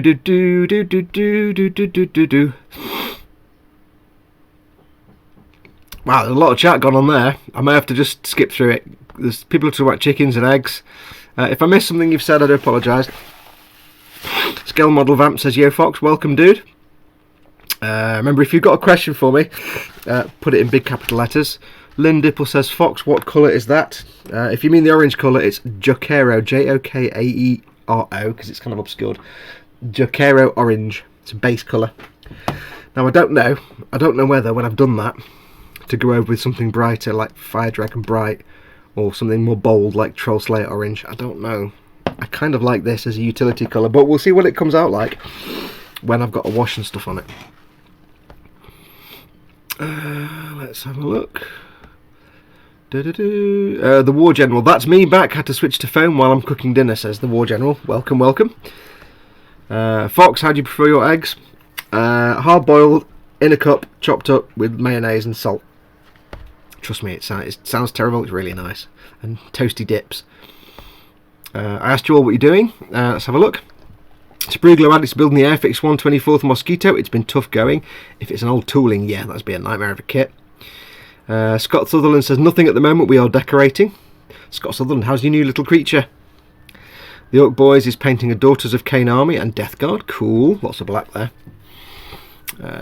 Wiggy's Workbench has got an original series Enterprise, Klingon Battle Cruiser and a Zvezda Star Destroyer to deal with. So just a few major kits there. Chris at Gross Models is doing his Millennium Falcon diorama. David Butch, that model is about to start the next YouTube build, the 132nd VW Beach Buggy with two-tone paintwork. Nice. Jonathan at Tiras de Tanun is doing his master grade of the RX-78-4 and the RX-78-5. Cool. Sprue Glue Addict asks something about Millennium Falcon. I don't know what that's about. Moving on. James Longmore's actually been reading the Harry Potter books. Scale Model Vamp has started his 65 Impala build and is thinking of trying a live hangout tonight. Yeah, go for it. It's good fun. Nate Bliss is repainting an old Maschinen Krieger Ammo Knight, which is a less experienced him butchered last year. The Ammo Knight looks like a big space Nazi. It's brilliant. Merlin's muse is colouring tiny parts on his 64 Impala. Damn weather and things keeping me from any real progress. Trying out something new though. I have a set of Artist Loft alcohol pens. Ooh, sounds good. You should try Uniposca paint pens. They're acrylic and they're really nice. The War General is building an Iron-Blooded Orphans Barbados or Barbados. However you prefer to call it. Barbados. Barbados. Everybody's saying Yellow Submarine, not quite sure why. Daniel Stansfield has just invested in an airbrush, learning how to use and abuse the brush on a Revell 110 scale TIE fighter. Working on the armour for his Gundam Bale, says Andy Butcher. I think Foxx, I like the way he puts the little fox image there. I think Foxx is a One Direction's biggest fan. Every time I say the phrase One Direction when I'm talking about anything, for some reason I think somebody's going to mention One Direction. Ooh, feel the paint, says Lynn Dipple. Eagle feel, hashtag Eagle feel.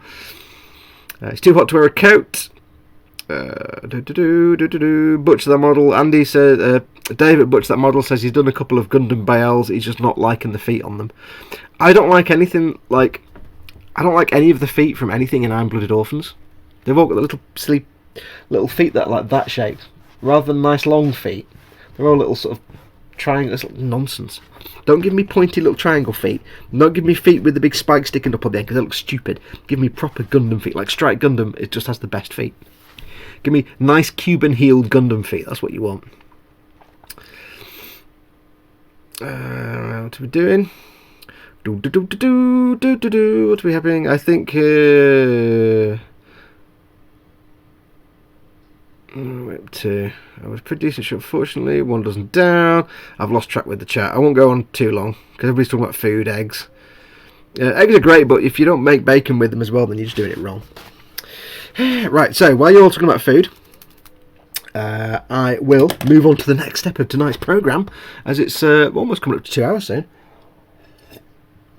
That is to do with 10 giveaways. Now, we've obviously got last week's giveaway, so which was the amazing Godos kit. We've got this week's wheel of giveaways we need to do to find out what we're winning, and we need to do some stickers. So as always, I'm going to put it up on the screen, if I can find the button. Email address modelmakingguru@gmail.com. I will put it in the chat as well because I have my little chat keyboard now.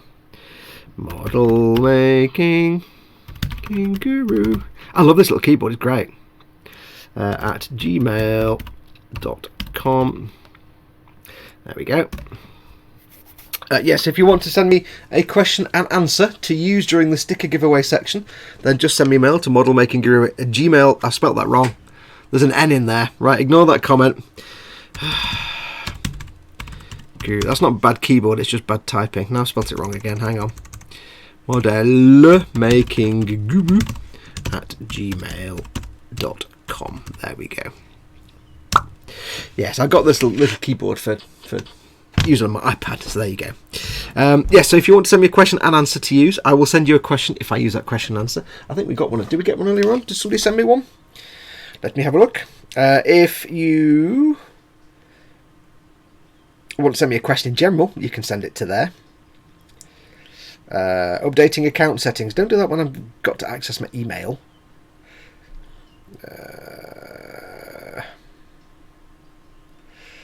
I think we have...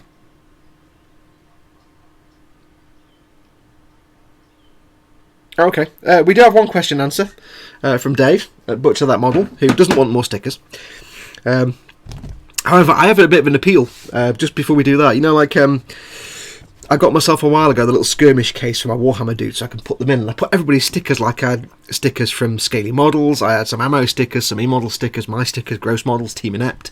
I had... who else did I have? I had Skipper Ted, I had some Smooth stickers, I had some Totally Scale Models. I put all my stickers on that little skirmish box. I went out a couple of days ago and got the big Crusade box because my skirmish box isn't big enough. It's the travelling case for all my army. So I've now got this massive Crusade travel case for all my army and no stickers on it. So I need people to send me stickers. So if you've sent me stickers before, send me stickers again. Anyway, right. Yes, it's kind of the wrong way around, but there you go. Me asking you for stickers. Right, so we need to do some stickers. I've lost my thread completely now. we'll do the stickery giveaways first. So what we have this week, as always, like I said, we have standard model making guru stickers as well. Let me move the camera out so you can see. Don't do quite so close in now this time. Let me just change the focus. Model making guru, that's the man on the end of the camera. So we've got those, but we've also got a big ass ammo sticker and a big ass ammo sticker to give away. I think that's the old logo. That might be the new one. He's changed it a few times now. So we've got all these to give away. So we're going to do 4 today. We'll do 3. We'll do 1 for those 2, 1 for that, and 1 for that. And hey, Kenneth, if you're watching, yeah. Right, so I have one question from Dave. Why is the one gone Barker?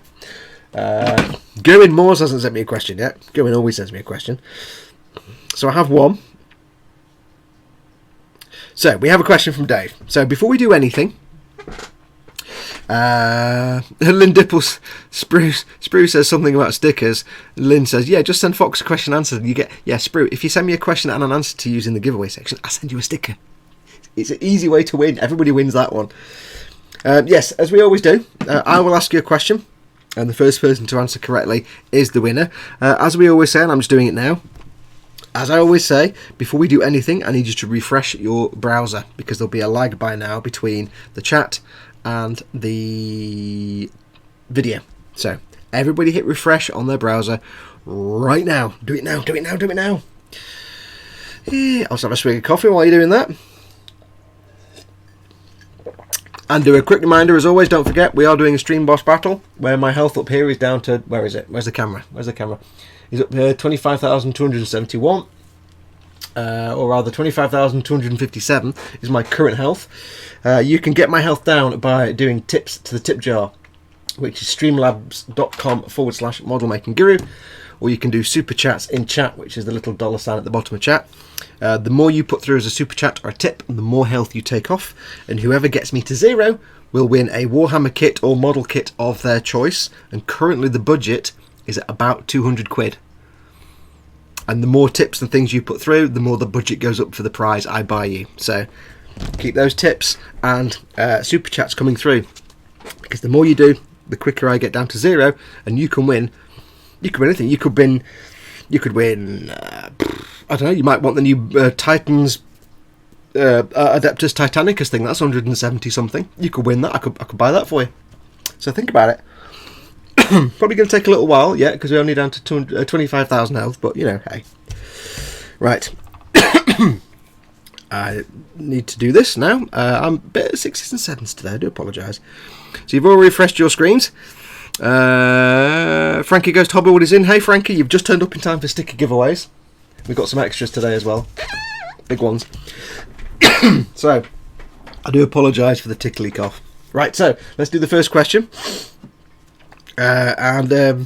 Sprue Glue Addicts hasn't yet sent me a question and answer. Sprue Glue Addict, haven't yet sent me a question and answer. Take you 2 seconds. Guarantees you a sticker. You can't help some people, can you? Right, so, question from Dave at Butcher That Model. Is everybody ready? We'll do this for the Model Making Guru stickers. Now, if you've already got stickers, you're more than welcome to have more stickers. You can have as many stickers as you like. If you don't want more stickers, though, don't take part and let somebody else win. So, question from Dave. Currently, and remember, I don't check the answer for accuracy. I ask you to get the answer that's on the question. So, whatever he's put as the answer is the right answer. So, currently, what is the name of the largest dinosaur remains found so far? So, go. What is the name of the largest dinosaur we've found so far? Diddle-a-doo, diddle-a-doo, diddle-a-doo-diddle-a-doo. Sprue Glue Addict says, what's the point? I never win anything. If you send me a question and answer I can use, I'll read the question and answer out for the giveaway and you'll get stickers. Just because I read it out. No, T-Rex is tiny. Just to let you know. Cheese and Onion, T-Rex, Brachiosaurus, no. Do you think Thinkosaurus? Haha. Nope. Brontosaurus didn't exist. Brontosaurus was a made-up dinosaur. Godzilla's not actually a dinosaur. Merlin's Muse is straight in with Argentinosaurus, which is, yep, cool. It's the answer I've got, and if I remember rightly, is correct. is currently the largest dinosaur remains that we have found so far. So Argentinosaurus is the answer I have here. So well done. Merlin's Muse, you just need to send me an address. No, don't send me an address. Send me an email to... I've forgotten now. I'm an idiot. I'm not with it today. Where's my camera? Send me an email to modelmakingguru@gmail.com with your name and your address. And I will send you the stickage. Remember, if you do send me a question answer, make sure to include your name and address in the email, so then I don't have to then mail you back and say, what's your name and address to send you the stickers. So if you don't include your name and address, I'll just assume you don't want a sticker for asking your questions. So there you go. Right. Okay, we have a couple more questions come through, which saves me doing anything. So Merlin's Muse, well done for those. They are done and done. Next one we shall do for this ammo sticker, which is quite nice, quite big. Pretty hefty that, actually, to be honest. Right, so for this ammo sticker we have another question. We have a question from Chris Williams has sent me a question. Chris, Gross Models.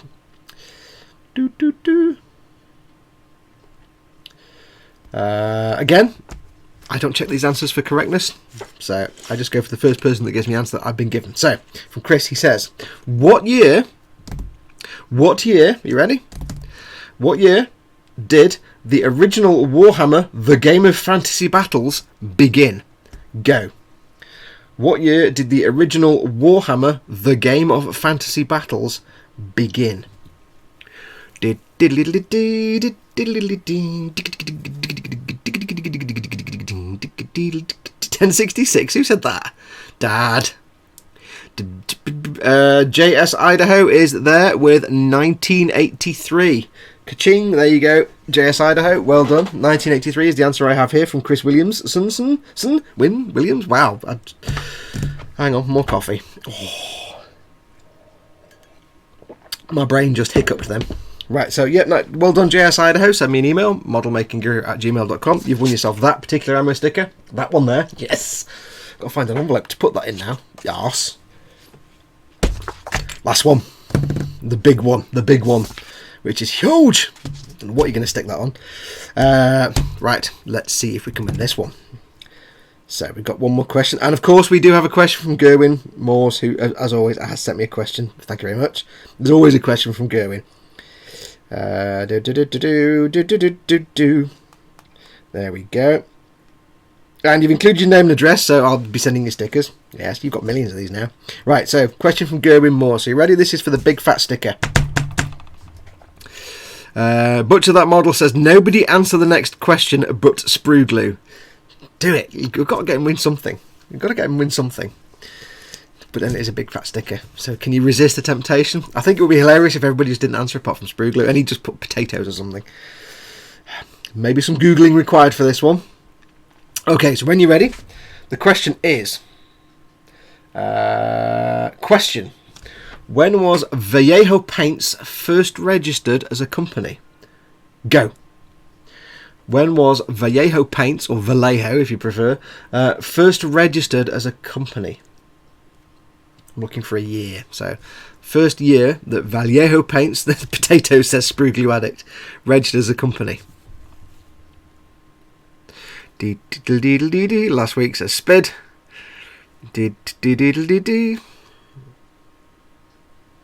And first in the door is Lynn Dipple, who says 1965, which is in fact correct. According to Gerwin, it is the Vallejo company was registered in New Jersey, USA in the year 1965. So there you go. You learn something every day. Next week we'll have questions on quantum mechanics, I think. Brilliant. So, Lynn, I'll send you an envelope, and then the week after I'll send you an envelope with that in it. Yeah. So send me a... I think I've got your name and address, Lynn, somewhere, but just send it to me anyway. Drop me a mail with your name and address just in case. Tell me you've won the big sticker. So in fact, yeah, send me a mail anyway, because I'll need the email in my inbox to tell me to send you the sticker. That's my to-do list. Big coffee. Now, let's get on with the serious business of giving away that Godos kit, shall we? If you remember last week, where have I put it? I've put it somewhere. Oh, where have I put it now? It's in the... Hang on, I've got to find it now. I put it somewhere. Oh, I've got to, hang on. Oh, I have to put it down there, right? It's down on the floor and I can't get to it, but my Hota stick's in the way. It was the big HMM Godos kit. That's what we're going to give away this week.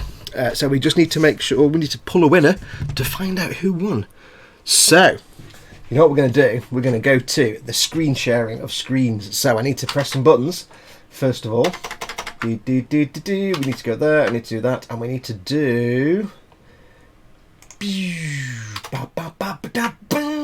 at that, technology worked perfectly. Brilliant. So you can all see that, yes? You're all watching a screen of a screen watching a screen. It's like what's it, Inception now. Kind of bizarre. Right, so this was last week's show. You've got about 10 seconds to put a comment on there if you've forgotten. So, last week I asked you to put a comment on the video saying about dinosaurs. Just say why dinosaurs are awesome. And funnily enough, because we're giving away a sweet ass kit, 66 of you decided to put a comment in. Normally, the last few weeks I got like 10 or 15 comments. This week, 66. Well done. Brilliant. Yeah, I love it. I love it. So, we need to pull a random winner from last week. So we have many, many comments. Many of you make very good arguments as to why dinosaurs are awesome. And ultimately, the simple thing is, dinosaurs are awesome because dinosaurs. And also, dinosaurs greater than sign everything. This is simply how it works. Right, so there we go. Right, so we need to pull a winner. So as always, I shall go to my, I'll get the URL for the YouTube video. And we shall, I always worry that when I do that, there's going to be some like dodgy ass URL that pops up in the window, but it never does. Go to a random comment picker. It's the one I always use. It's a random comment picking website that picks the comment randomly from the YouTube page. So we're going to put the YouTube address in there. And we're going to load all the comments. We have 73 comments and threads in one page. So 73, there you go.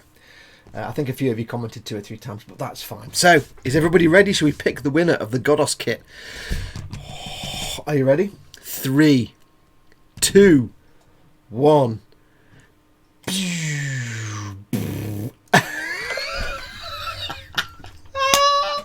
I love it. I love it. I love it. I love it. Sprue Glue Addict can just shut up now. He can just shut up because he just won something.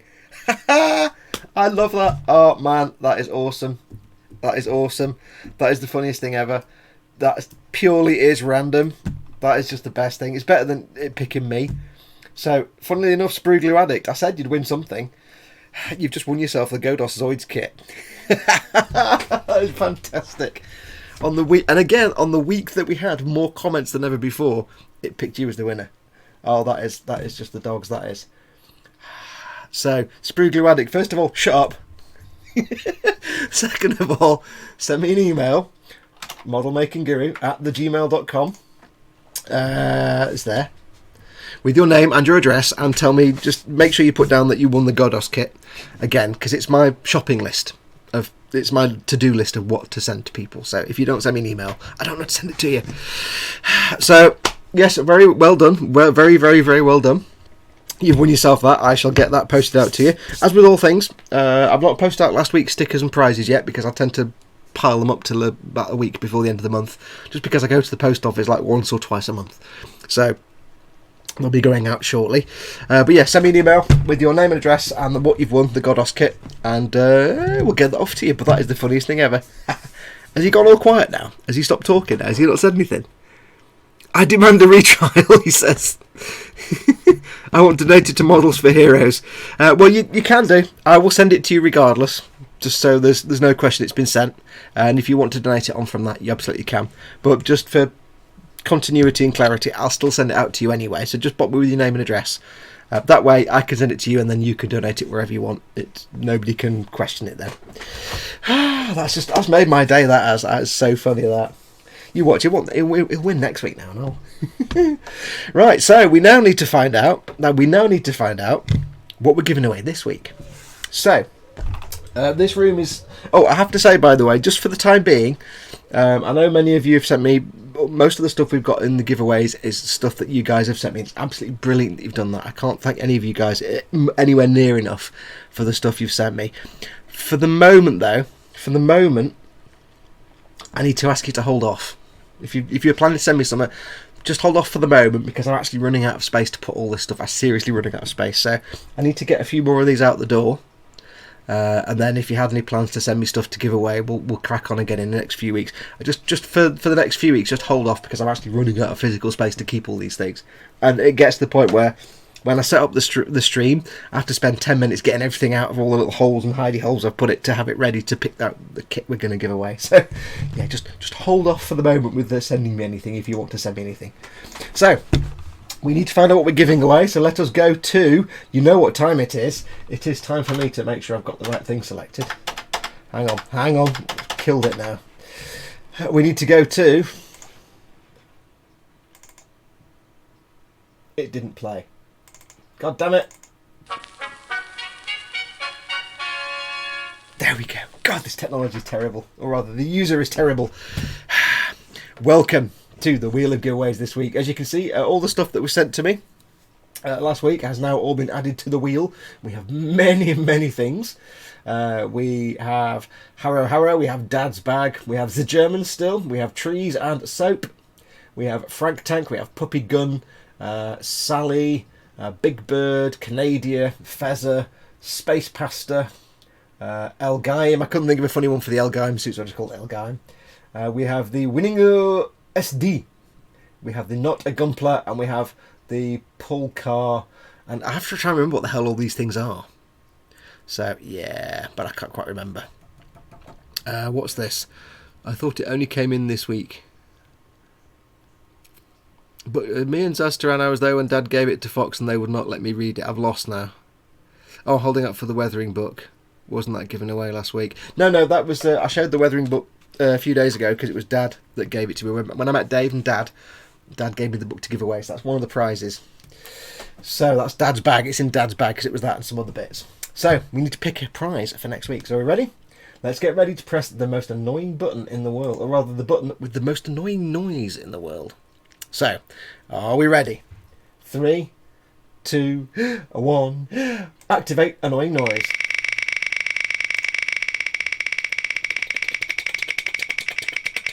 God, that's an annoying noise. The winner is Puppy Gun. Puppy Gun. Right, I've got to find it now. Hang on. It takes me a minute to... I've got to find it. Hang on.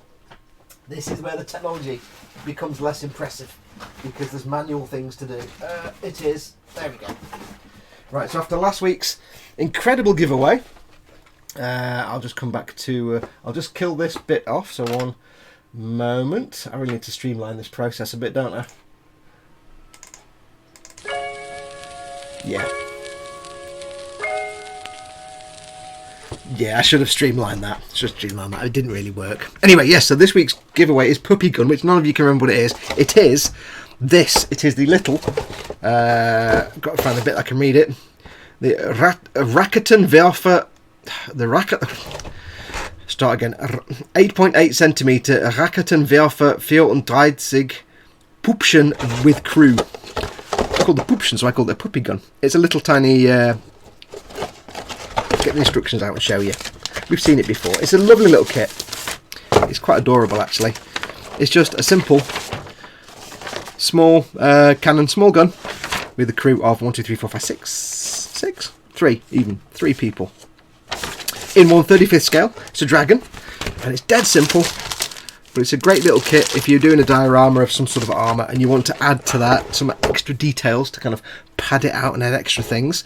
Then go for it, because it just gives a little bit more depth to the diorama. Rather than just having a tank on a nice display base, why not have a tank with lots of things and other things, and dudes with guns. Sprue Glue Addict is hyperventilating. Calm down, drink coffee. So, yes, so this week's prize is what I was calling the Puppy Gun, the Pupschen, with crew. So, nice little, sort of a bit of a contrast from last week. Not a big glamorous prize this week, just something small and nice. Little sweet little thing to give away for next week. So all we need to do to win this, to make your week and to win this, is simply put a comment on this week's show. When this stream is finished, As always, when this stream is finished, give it about 5 or 10 minutes, and once it's just a normal video on my channel, just put a comment on there, and just tell me in the comment why dogs are brilliant. We had dinosaurs last week. Tell me this week why dogs are brilliant. This is Puppy Gun. Tell me why dogs are brilliant. And dogs are brilliant because they are. It's just the only argument. But tell me why you think dogs are brilliant. And if you don't like dogs, tell me why you think dogs are brilliant. Because they are. Because aren't dogs brilliant? And then again next week I will pick a random comment. Watch it be Sprue Glue Addict all over again. I'll pick a random comment. You watch now. And that person will win this little 135th Raketen Werfer 34 Pupschen mit the Crew gefahren und the shooting. You don't get the tank. That's obviously you don't get that. 3 dudes and a gun. Like 3 blokes and a baby in it. So that's going to be next week's prize. Like I said, I'm going to see if I can get them sent out this week. Ooh, got whistly nose. Going to see if I can get everything sent out this week, the Godos and everything else. But don't panic if not. It's usually 2 or 3 weeks before I get around to sending everything off in bulk. So it will all get sent out. Don't worry. So that's going to do that for that bit. So that's the giveaway. We've done the wheel of giveaways. We've done last week's giveaway, which I think is just brilliant. It went to Sprue Glue Addict after all that. We've done the sticker giveaways. Let's do some more painting then. What have we got? We've got more bits to paint. Now this is where I get fiddly now because I've got little things to paint that I've got no way to actually grab hold of. Magnets. So what I'm going to do, sort of blue tack. Now all of these pieces, they're all going to be painted metallic inside. So I don't care what I don't need to get any paint in there. So what we can do with this, you see, is we can stick sticks on the inside. They'll get painted. No, it's not going to stick, is it? Rubbish that is. These will all get stuck. I'll just kill that train of thought because my brain was just not working at all. It was just ceasing working completely. It's not going to stick, is it? Come on, lads, stick down. There you go. What is chat doing? Everybody's saying congratulations and shut up to Sprue Glue Addict. Yeah, worthy winner, says Dave Butcher, that model. Yeah, Sprue says he wants to donate it to Models for Heroes. Good on you if you do. So it's entirely. I will send it to you anyway, though, dude. Just so then I can say it has been sent to you. Then if you want to give it away to Models for Heroes, that's a very good thing to do. You can absolutely do that. Make sure to post up in the boom hut when you get it. Because I would make sure, from my part, that you've won it, so you've been sent it. I don't want anybody asking questions or anything like that, so I'll do that bit. Sprue Glue Addict, yeah, please show everyone what's in the box of goodness I've just won. Okay, well, if you want to give me a second, I'll dig it out. I've just got to move about 1,000 things. Hang on. One moment. Oh, there's always a hostess stick in the way. God damn it. Hang on, I've got to find somewhere to put a hostess stick there. That can go down there.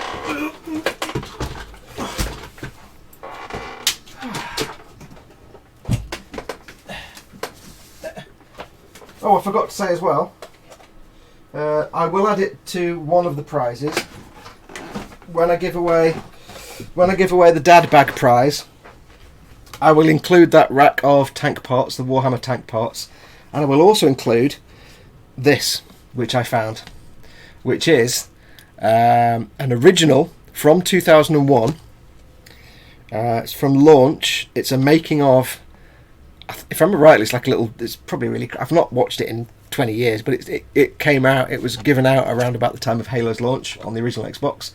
It's a little making of thing, so I'll put that in there as well. Just for, it was that, I'll put it in the bin basically. Right, so what have we got? What have we got? Right, there it is. I have you now. What he really means, Sprue Glue Addict, is when he says, can you show everyone what I've won? He means, can you show me what I've won so I can decide if I actually want to give it away or not, because I might want to keep it if it's really awesome. I bet he does. Move the camera out a bit. There we go, it's better. Let's get some focus going on.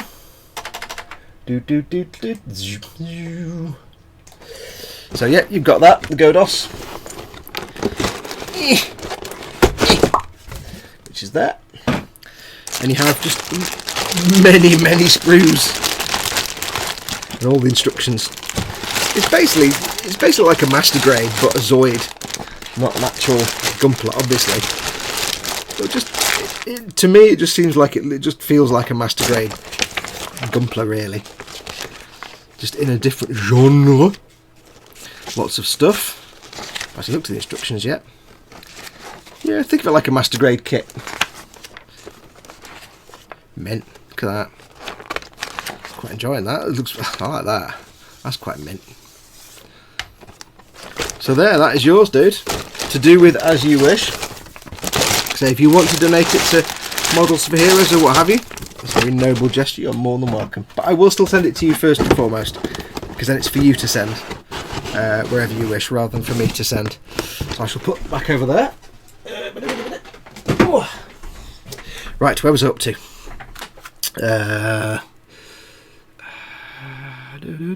Wasn't that given away last week, says Nim. No. Can't remember what we gave away last week. Apart from coffee.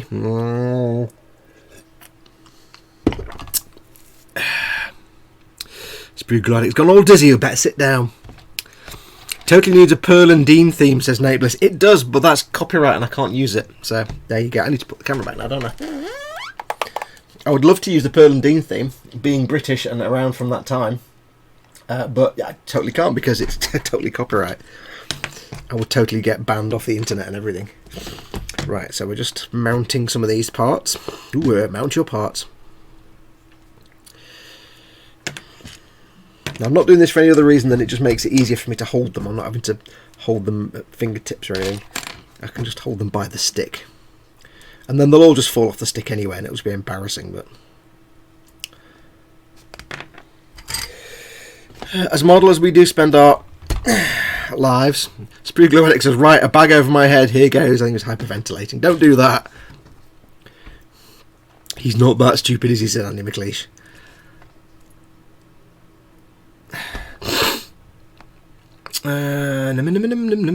Sprugly says, oh, I'm alive.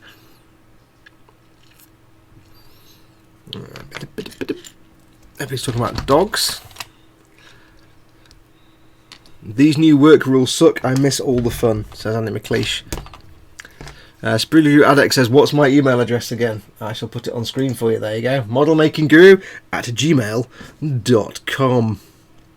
Or you can just hit me up on Facebook or Twitter or any on the Boom or anywhere else. Any other place of communications. Andy McLeish says he's got his crop clips in sticks to complete his supply drop. Bob. Oh, hello. Somebody's done something. What was that? That was Aviad Madar. Says, still $285 richer after passing on Adeptus Titanicus. Have a great Sunday, everyone, says Aviad Madar. Thank you very much, dude.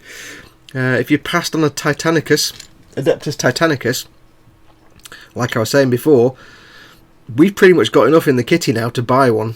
For whoever wins the Stream Boss Battle giveaway has got enough now. If they wanted to, they could just have the prize could be an Adeptus Titanicus if they wanted. If they wanted, could be something else. But there's enough in the budget for that. But thank you very much for that, Aviad. Most appreciated. Remember, if you haven't done one yet, super chats and the tip in the tip jar. Streamlabs.com/modelmakingguru. That's how you can get my health down and get yourself in the running to win a model kit of your choice. Budget currently about 200 quid. Yes. Get that on there. Yeah, this is the exciting bit of model making that we all hate doing, is putting things on sticks. It's a right pain. What are we going to do in chat? Merlin's Muse says, oh my god, I'm actually get to start building this engine today. Yay, Musey picks Mrs. Vampy picks. I don't understand what's happening now. Nim says, I'm off to bed. I got work tonight. Have a good day, everyone. Thank you very much for coming in, dude. Really appreciate it. As always. Night, night, Nim. Bye. Have a good day, says Lynn Dipple. Yep, have a good day to you as well. But thank you for coming by. It does actually. I do actually. I never really say it much, but I do really appreciate the fact that you guys take time out of your Sunday morning / afternoon / evening to spend time here with me and the gang. It's always appreciated. You're all a fantastic bunch of lovable nutters, and I wouldn't change any of you.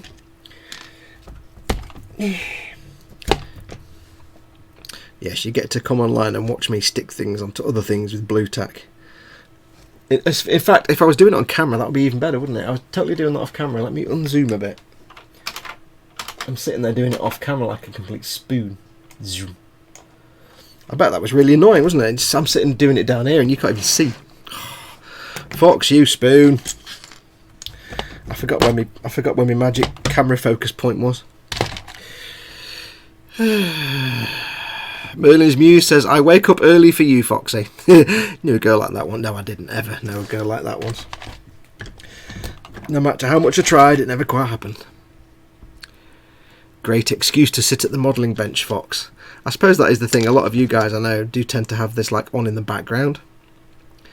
I don't doubt for a minute that any of you actually... I don't believe for a minute anybody actually really watches this show, apart from the giveaway bits. I think most people just have it on in the background and look up every now and then. I'm off as well. Got a World of Warcraft X-Pack release tomorrow, so need to get ready for that. Big day, night all, laters all. What's X-Pack? I don't know what X-Pack is. She does, Fox. Later, this says Scale Model Vamp. Well, thanks for coming in, Vamp. Much appreciated. And I'll see you around, dude. Oh, she really does get up early for you, Fox. Oh, right. I've got you. Okay, well, I know at least one person. Yay! So really appreciated. I shall drink my coffee to all of you.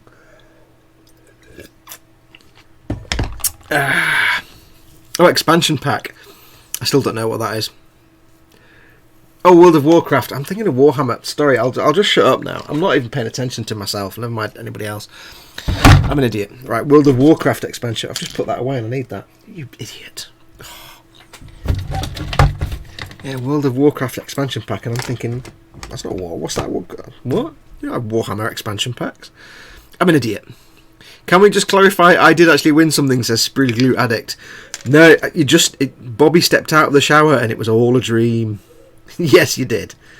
You won some shizzle on that, and boy, howdy, did you win. It's like you didn't win next week's prize, which is the little German spud gun. You won this week's prize, which is the enormous Zoid. Jousy thing. Derp, says Marlin's Muse. Andy McLeish says he's a big spooner, Fox. World of Warcraft beta. God damn you, Sue Ellen. Sprung, not sprung. There we go. Yes, Sprue, now shut up, says Andy McLeish. Right, let's do some more painting for a little bit before we call it a day. A bit more painty. At least some more paint on it. It's all disappeared on me. That is my paint splooging brush. It's all going to be the same colour to start with. So I'm using the Jacaro orange. I will obviously do some other colours. The trim will be like a metallic colours. There will be some hazard stripes on this, yellow and black. But I'm not sure where yet. And they'll just be painted over the Jacaro orange anyway. So we'll just get, like I said before, we'll just get all the orange colour down first. Get all that done. And we'll worry about other stuff later. So where's my brush for the... is it that one? Come on, what brushes I use now. There we go. Right, so let's do some more. Jacaro orange. Tiny bit of water just to get it going. Und then we will continue with the painting. Ja, das ist richtig. Oh, hello. Get off. Get off. Hello, camera's right where my head wants to go. Brilliant, fantastic. That's not awesome, Fox. You're an idiot. Hang on, I need to move the camera. No, I don't need to move there. Oh. There we go. Focus, focus. There we go. I think that's in focus. I don't know. No idea. Well, we'll get these bits painted. Again, this will be like before. It'll start off terrible. But then, as more coats go on, it'll look less terrible. But that's the trick.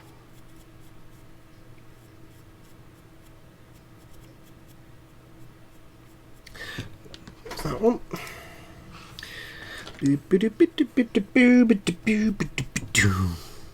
Not very exciting while I'm just painting things, I suppose, but there you go. Not a lot to paint on these. So yeah, they'll all be the base orange colour, but there will be other colours in here. So we will have some hazard straps on some parts. If you look at the mobile suit worker, that kind of orange with yellow and black hazard stripes everywhere. I'm going to change that brush to the other one because the other one seems to be a bit better. 1 second. Changing brushes now, sir. Unless I've got an even better brush. Yeah, let's use that one. Slightly smaller, or the same size. There we go. What was I talking about? Yeah, so they're kind of orange with black and yellow hazard stripes. There are some... Oh, I need a stick for that. Darn it. That didn't work out well. Hang on, hang on. Stick required. Blue tack required. Best laid plans and all that.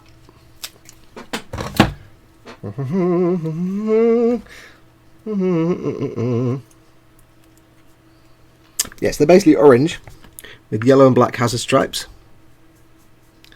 and some other bits and bobs. Their inner frames are grey, but it doesn't really make sense on a Warhammer kit to have a grey inside part when it's several hundred or thousand-year-old technology. I'll change the direction there because that's a bit better for getting paint in there.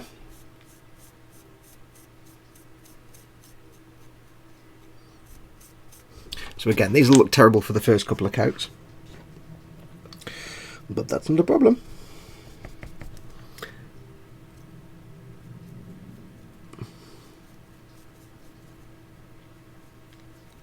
That's going to fall off.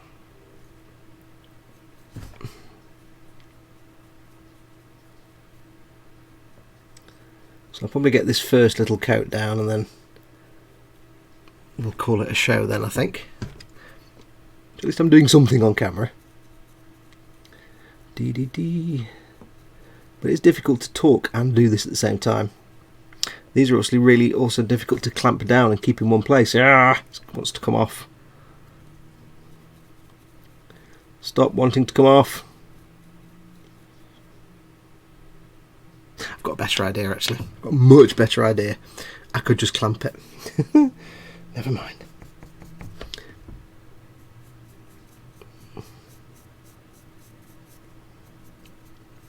Brush is a bit big really for this, but it does it quickly. The first couple of coats are just about coverage rather than loveliness.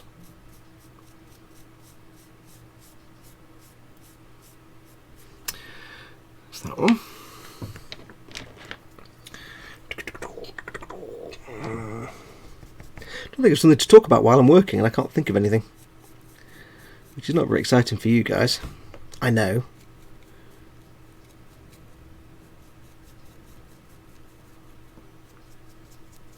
But hopefully, by actually watching me do the painting bit, hopefully it makes you realise that I'm not painting like a hardcore pro. I'm just slapping the brush around on this, especially these initial base coats. I'm not being all hardcore professional. I'm just using a big fat brush. I'm just getting the paint on there because I know how the paint will work later on the second and third coat. So for those of you who are like nervous painters and tread carefully everything you do, you don't need to be. You don't need to do that at all. Sometimes it's just a case of, you know, I'm going to clamp that instead. Sometimes it's just a case of not even thinking at all. It's better, just clamp it, it doesn't wobble around as much. You just switch off. Switch off, don't think. Am I on camera? Yes. Switch off and don't think, and just go straight in and do what you need to do. Looks terrible. I know that looks terrible, but it will dry smooth and it will have another 2 coats on it. Has anyone brush painted a gunpla with Citadel paints? Yes, I have. If you go to on my channel, which you're on now, there's a playlist called Airbrush Free something or other. I paint an HD Buster Gundam without an airbrush, and it's all brush painting with Citadel paints, I think most of it. So yeah, it's good fun. They work really well. I've got a couple of sort of commission builds coming up, and one of them, which will be the Master Grade Cesabi Verkar, I'll be doing a lot of brush painting on that because it's going to be battered and beaten, and I want it to look a bit lumpy.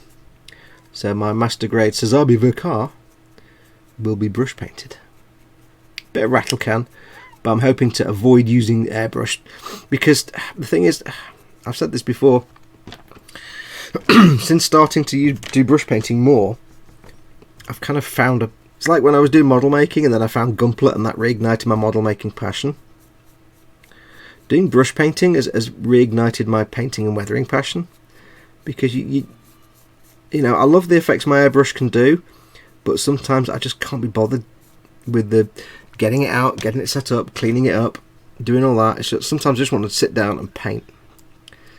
And with brush painting, when I found good paints to brush paint with, it just reinvigorated me, because suddenly I realised you can actually just sit down and paint.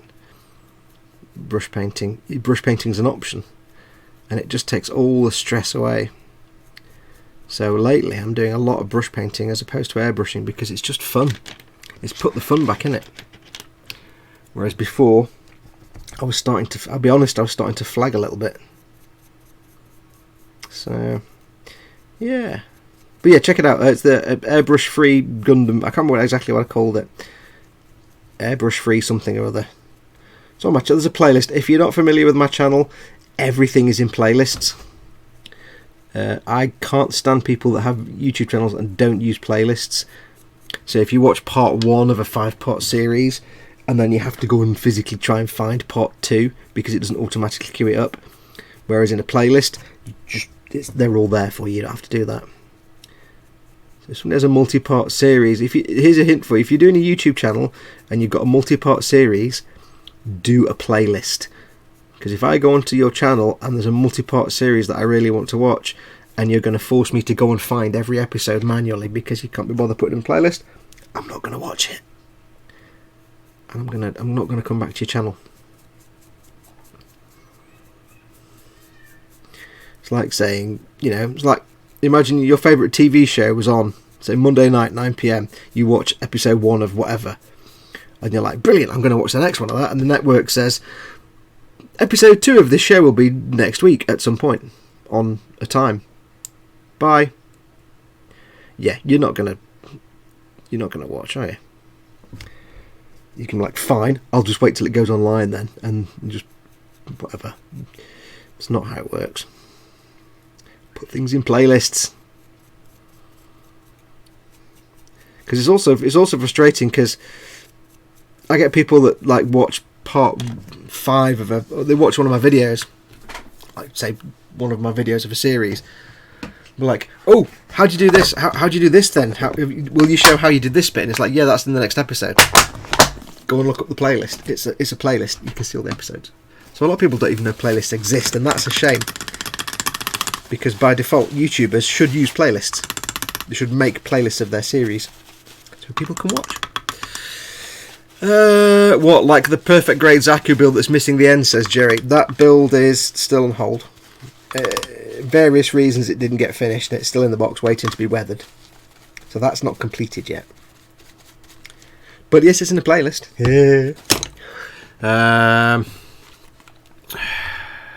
Let's have a look. Would it be better to use the airbrush for colours like that, suggests Ada, for this? Well, that's what it comes out like when you do 3 coats. It depends what results you want to achieve. This is a tabletop miniature for tabletop gaming, so it doesn't matter if it's not airbrush baby butt smooth finish. You could airbrush it. It'd probably be a lot less painting work to do because you just airbrush it and you're done. However, you've then got 10 or 15 minutes of cleaning up the airbrush and changing the colours, do something else and farting about, by which point I've already painted this and moved on to the next bit. I just find it more fun. You can pretty much anything you can airbrush, you can brush paint. It'll look different, but if you're careful, you can get some very, very good results. So take a look at the photographs of my Imperial Knight on my website, on modelmakingguru.com. Go into the gallery and look at the Imperial Knight. There's no airbrushing on that.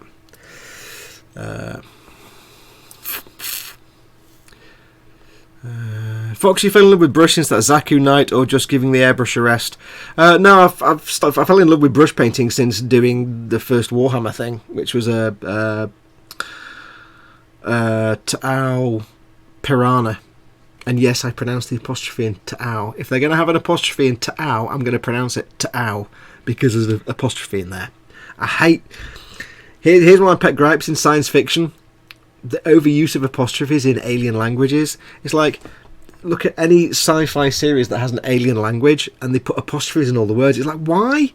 We hardly use that in our own languages, so why would aliens all have, like, you know, look at Vulcan or Klingon or any... They've all got apostrophes everywhere. Look at any alien species, like Gem apostrophe Hadar. It's like, oh, stop using the apostrophes all the time. God. So yeah, if Games Workshop put an apostrophe in Tau, I'm going to call them Ta'au, because apostrophe ow. Ta'au. Anyway, yes. Excuse me. I did the... I need to clear my throat. Hang on. Yes, I did the Ta'au Piranha. Swig of coffee. And that was my first real experience of the Citadel paints. And it wasn't a great paint job, but I enjoyed it. And then I did a few more things, and then I did the Storm Wolf, which was an absolute blast, and I had great fun doing that. And it's kind of that point I realised that I was kind of falling in love with brush painting. I'm falling in love with the Citadel paints. Yes, they've got their problems, but you know what? I'm absolutely adoring painting with them. And I won't hear a bad word against them in terms of their quality for painting. So... it's not that I've fallen out with the airbrush, it's just I've not had to use the airbrush for a while. I need to for the Strike Rouge. I need to go back to the airbrush for that, and I will do, and it'll be fine. But it's just, I'm just enjoying the brush painting. What are we doing in chat? Or do the multiple brush layers give the same results as JS Idaho? Yeah, well... Yes, multiple layers give the same result. Not quite as smooth as an airbrush job, but still reasonably smooth. And there's weathering and stuff, like I was saying when I was doing it, there's weathering and stuff to go on here. So any, like, except for slight brush marks, they'll disappear when you get, like, gloss varnishes and weathering on. It's not going to stand up. If you put them next to an airbrush job, you tell the difference, because airbrush is a lot less paint. You've got more paint on here than if you airbrushed it. It's just I don't know. It depends what effect you want. For tabletop gaming, they're absolutely fine. Even for display models, you could brush paint, but it depends on the paint. Some paints aren't as good to brush paint with, and some are. So, Citadel paints are better brushed.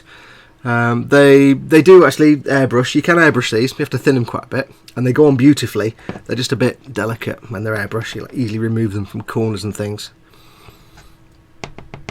Sprugler Addict says, honestly, reduce them with Createx 4012 and they spray like a dream. Yeah, I thin them with Tamiya Extra Thin. Tamiya Extra Thin, what a dick. Tamiya Tamiya X20A thinner, or Ultimate Airbrush thinner, or any acrylic paint thinner was fine, babe. They're just water-based acrylics, so any acrylic paint thinner will be fine. Just needs a lot of thinning. Fox is having brain cell death time. I've been for years. Too much cleaning up using an airbrush. Us English are lazy. Yeah, it's more just that's it. Sometimes I just want to sit down, paint, finish painting, go downstairs, have my tea, and watch telly. I don't want to. Sometimes, because the thing is, right, let's say I'm coming in and saying, right, I'm going to paint this. With brushing, I can sit down, turn the lights on, get the paint, finish, go downstairs, have my tea, watch telly, go to bed, happiness. If I'm going to airbrush, what I do is I sit down, turn all the lights on, turn the compressor on, make sure the airbrush is clean, get my respirator on, put on the spray booth, make sure that's sticking out the window, turn that on, make sure it's not too late at night so I'm making a little noise for the neighbours, do my spraying, finish all that, take the respirator off, under which I'm sweating cobs because it's hard to breathe when you've got a respirator on. It's like, oh, I've got to always start with an itchy nose. Take the respirator off, spend 15 minutes cleaning out the airbrush, do all that, then I can go downstairs, then I can have my tea. It's like, sometimes I just want to sit down and have fun, and sometimes sitting down and doing all the airbrushy stuff, it's just a pain. If I can get the same effect brushing right now, I mean, this might change, but right now my mindset is, if I can get the same effect brush painting I'm going to plump for that because it's easier. But if it's something I want to do, if it's something that I can't do unless I airbrush it, like for example, you know, if I wanted all kind of pre-shading and nice fades and pre-shade effects on the panel lines and stuff, I'd probably do that with an airbrush. Like I did with the Imperial Skitter, I'd do that with an airbrush. But it's just a pain sometimes, especially when I'm filming as well. It can be even more of a pain because then it involves setting up the workbench to be filmable and everything else. So it just depends. Sometimes it's laziness, sometimes I can get the same effect with brushing. It depends. Andy McLeish says, you know, despite not winning anything on the wheel, I'm more than happy with the stickers. Cool. I'm hand painting the inner frame of a Zaku. Don't have space for an airbrush, says Ascension Industries. Yeah, you can hand paint. If you look at a lot of the metallic stuff I do is actually mostly hand painted. Even like on a Gunpla, I might airbrush the base metal colour, like a gunmetal or something. On some of the older builds, I would airbrush the gunmetal and the primer. So primer airbrush, gunmetal airbrush. Then I would basically dry brush, say something like Tamiya's Chrome Silver or Ammo by Mig Steel over that to get the shiny effect. That was all brush painting. The Strike Rouge and the Sazabi Verkar that I'm going to be doing, the next two Gunpla builds, which I need to start ASAP, they're going to be static poses. They're not going to be posable and movable. They're going to be static poses, so I can go to a bit more to town on those with the paint job and stuff. So I'm looking forward to those. Hi, Mr. Fox, I'm back. Can you drink for me, please? Yeah, go on. I've got a little bit left.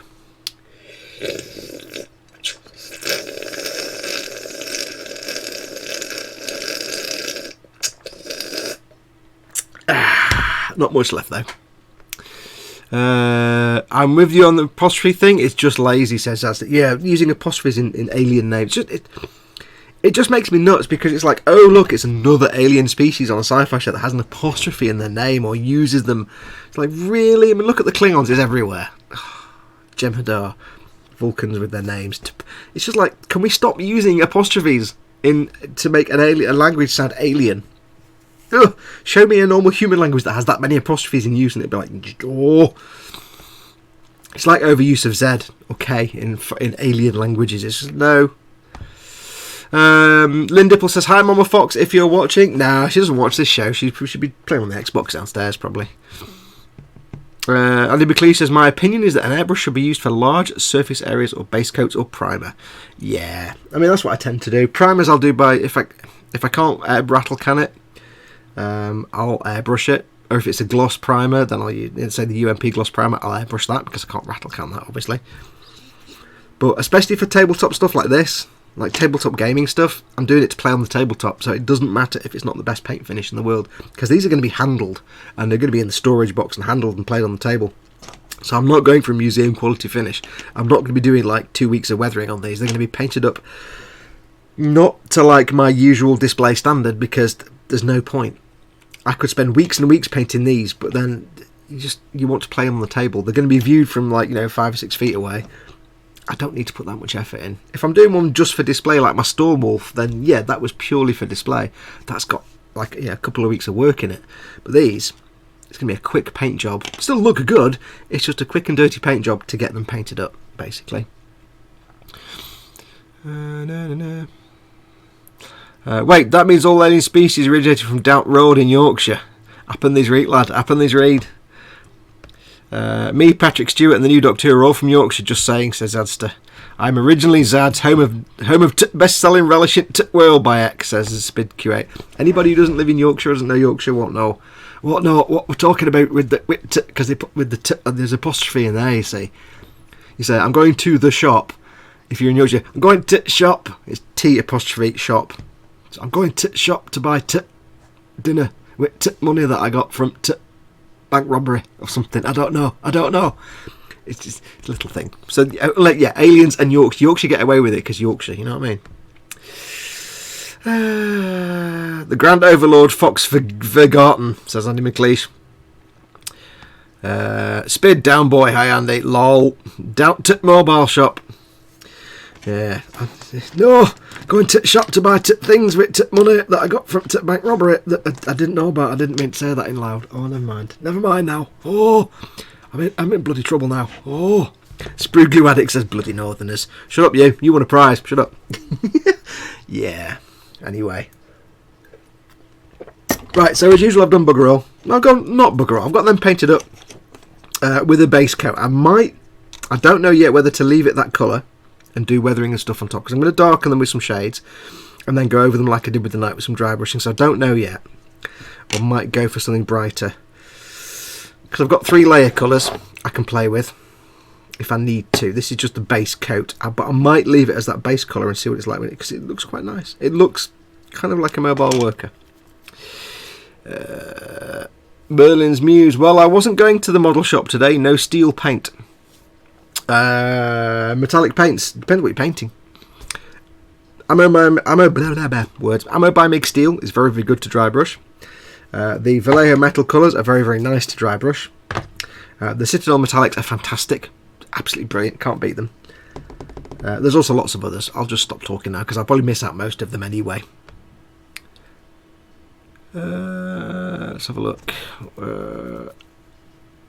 Foxx just found out for hand painting details, one-shot primer I made can be brushed on small areas, then painted over, so you're not painting directly on the plastic. You can brush paint one-shot primer, or Ultimate Modelling Products primer, or Badger Stanley, as you can brush it actually.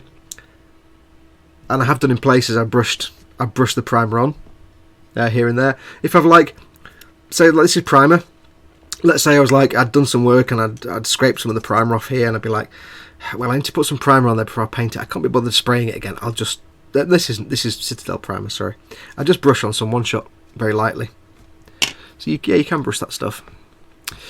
Anyway, that's probably going to do us, because I'm not going to get any more done today. I'll need to go off and finish these coats and decide what I'm doing. I may just go a bit further forward. And once we've finished here, or I may just leave it. I did say last week I'm going to start putting these into a playlist for these armages. I have done. There's a playlist on my channel for the Warhammer build, obviously, for this show, Warhammer Sundays. There is also a second playlist just for the live streams that are covering these armages, just to show. So if somebody wants to watch the armages being painted and just the armages, they can see that from here, so from their point of view. So there is a second playlist on just these armages. But that's going to do us, I think, for this week. Just remains for me to say thank you to everyone who's watched, who's been in the live chat, and who hasn't been in the chat but been watching anyway. Thank you very much for joining in. Stay tuned for next week's. As far as I know, I'll be here. I say we still wait for Mama Fox to get a hospital date, so at some point I'll have to go in, and that won't happen. Won't be able to do a show, but as far as I know, I'll be here next Sunday. I will let you know.